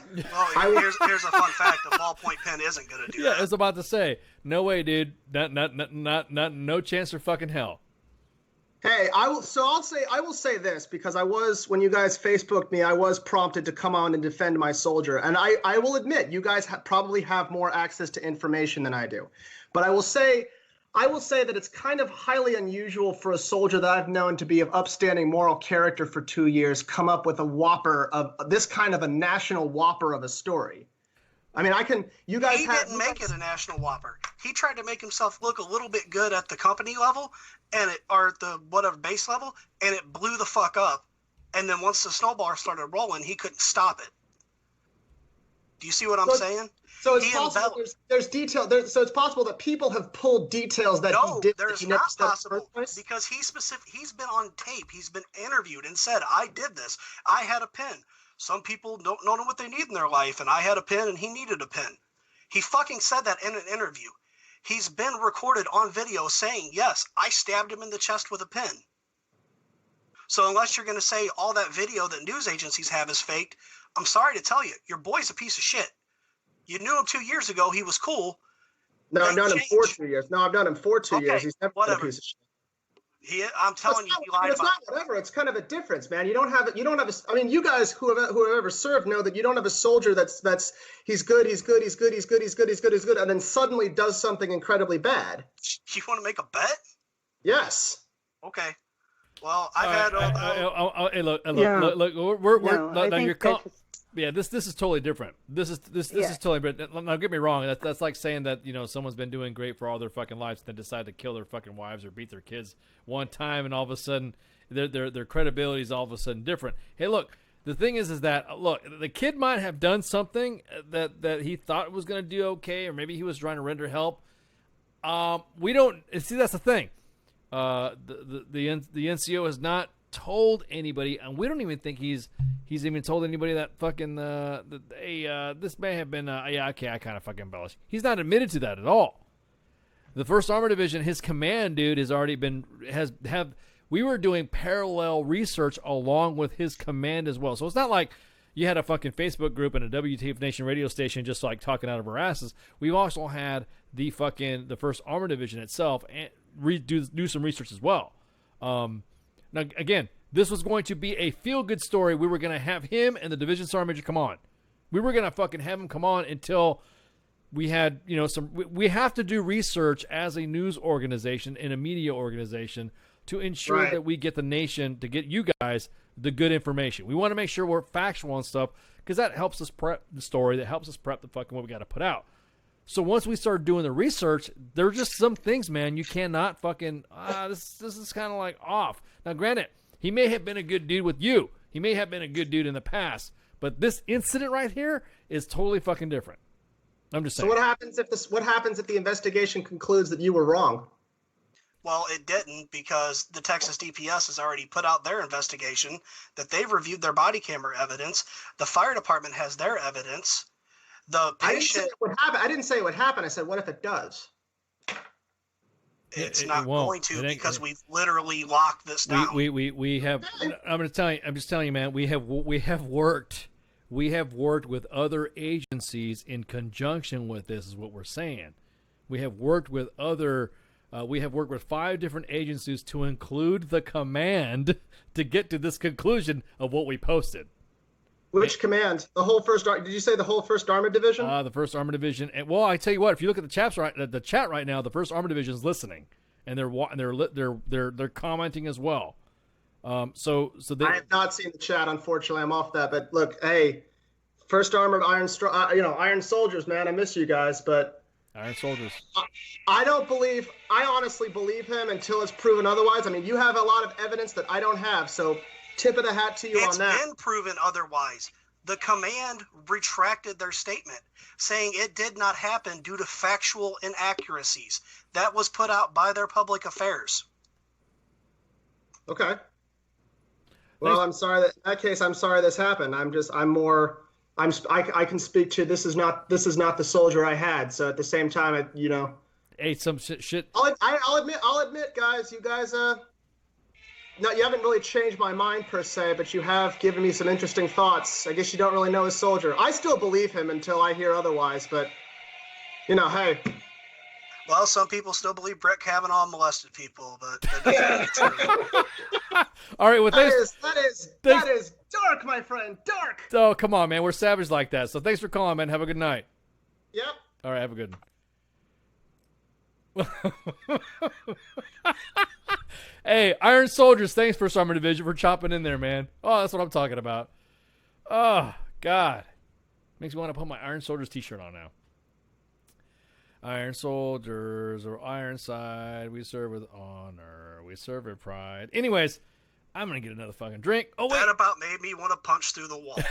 Dude, we wanted me to headbutt through the wall. I wanted to wake up Baby Ice right now so we can go shoot up the town. What the hell we got going on for fucking the cut sheets right now, Spanky? What's up? Did you read or I've been fucking drinking and hanging out with you guys, having a good time. It's a fucking celebration, bitches. Oh, what a night.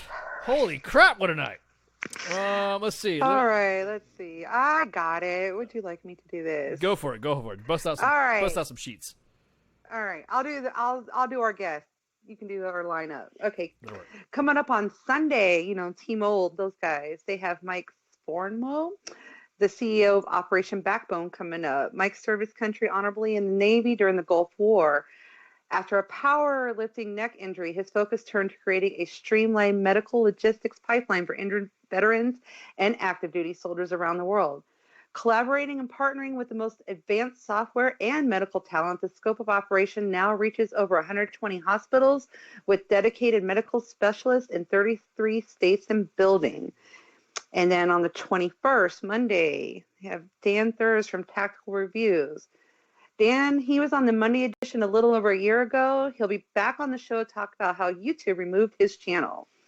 Tactical Reviews was a YouTube channel where they would review the latest tactical weapons and equipment. They now have their own site with all of their reviews, and Dan will be discussing what you can do to continue to keep up with all their latest stuff. Those are our next two guests that are coming up. We have a bunch coming up in February, and we'll let y'all know what those are. All right, those are our next two. Don't forget, you can follow us, share, like, and follow on Twitter, Mixer, Facebook, YouTube. Hey, God damn it, I keep forgetting about sharing love on goddamn YouTube. Hey, guys, thank you for joining. Hey, we appreciate you guys breaching us over. We were kind of silent on YouTube for a while, but then all of a sudden, I don't know, we had like 2,000 subscribers and all that. And then as soon as we came back online with YouTube, we had a fucking immediately jump of like 5.4 thousand fucking subscribers. So thank you guys so much on YouTube for following us. It's fucking awesome. So again, a shout out to the love in there to the couple people that are hanging out in there. Mixer chat, hey guys, we totally appreciate y'all hanging out there. Of course, you can follow us on Twitter, Periscope. Do we have our Instagram shit up yet? Do we got some fucking? Are we doing some snaps? Are we doing you know what I mean? What are the kids saying? Are we on fleek or some shit with all the social medias and stuff? Are we dope, fresh, hyped? What's the other one the children's like to say? Woke, snizzled. Yeah, are we snizzled and woke? But anyways, you can check us out on Facebook, U.S. Army WTF Moments. Obviously, if you're listening to us from U.S. Army WTF Moments, understand that we also have WTF Nation Radio's Facebook page, and of course, we bag and tag everybody on the main page when we get the shit. They let us share on the fucking page, so it's fucking awesome. And then of course we have Mixer. So if you're chilling at the house and you just want to use your phone, you want to listen to us your Xbox. Every single Xbox on Xbox Live has a Mixer account.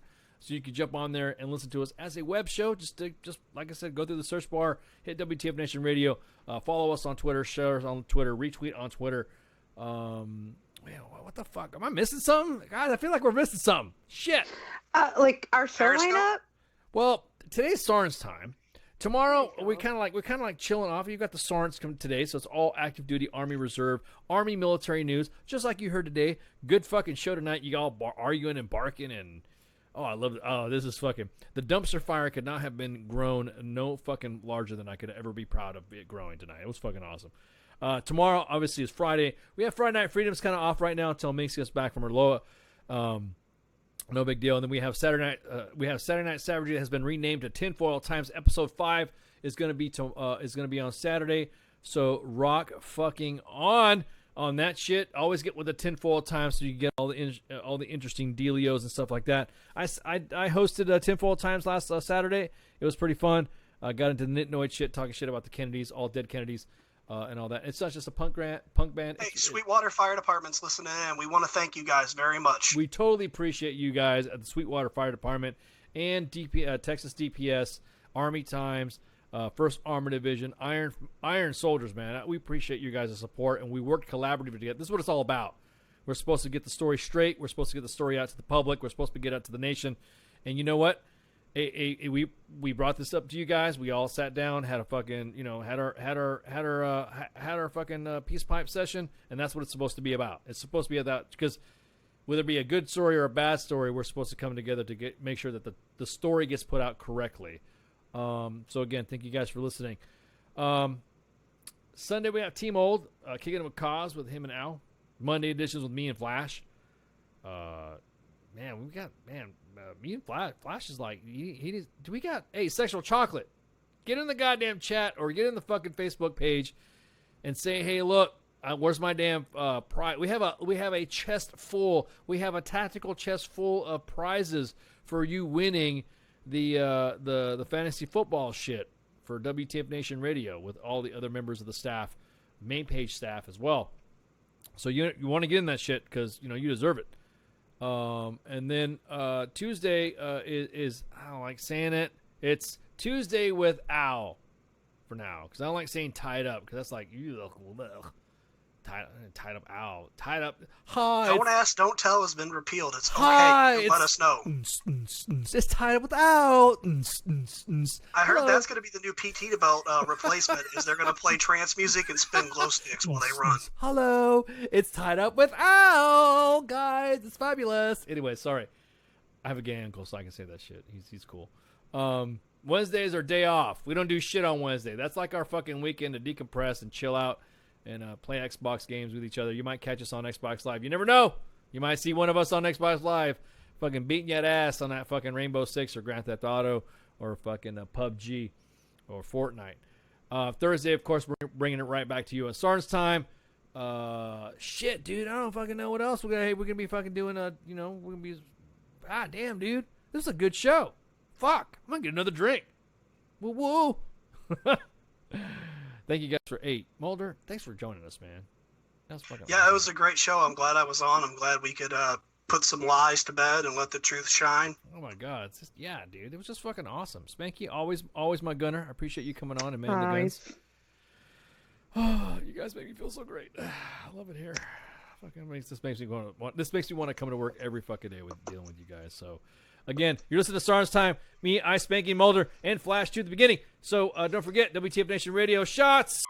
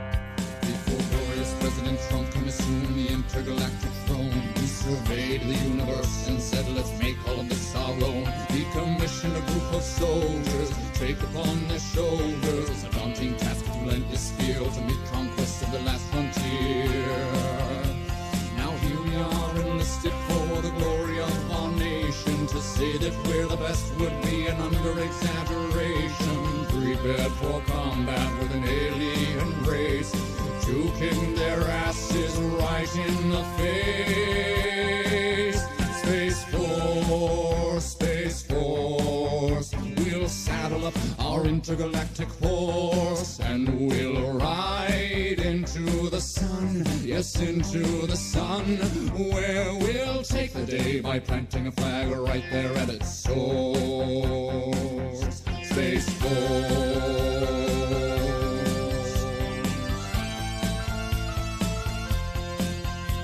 They say that they've discovered life up there on Mars, so let's blow it all to hell and then claim it for ours. We'll paint the moon red, white, and blue for no other reason than we wanted to. Oh, Jupiter, imagine what you could become.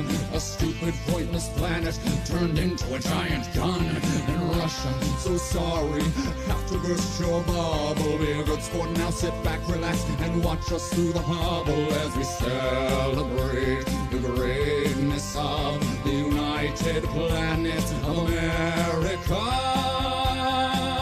Space Force, Space Force, we'll saddle up our intergalactic horse and we'll ride into the sun, yes, into the sun, where we'll take the day by planting a flag right there at its source. Space Force.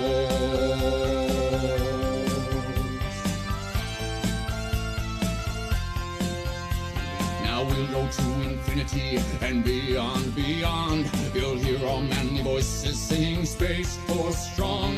The critics say sound doesn't travel in space, to which we reply sound will do as we say. Oh, Captain Kirk, your achievements, though notable and fine, as far as we're concerned, this is Deep Space Mine. And big fans, but Lord Vader, step away from the lightsaber. There can only be one, of course. Space Force.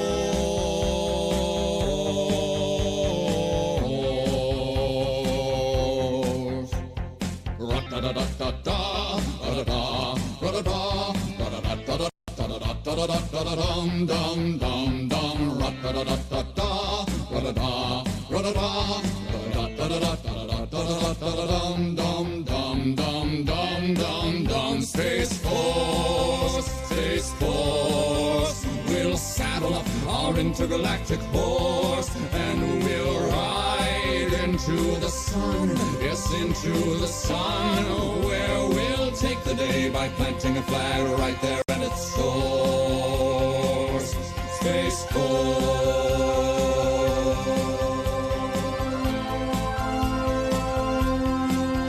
Space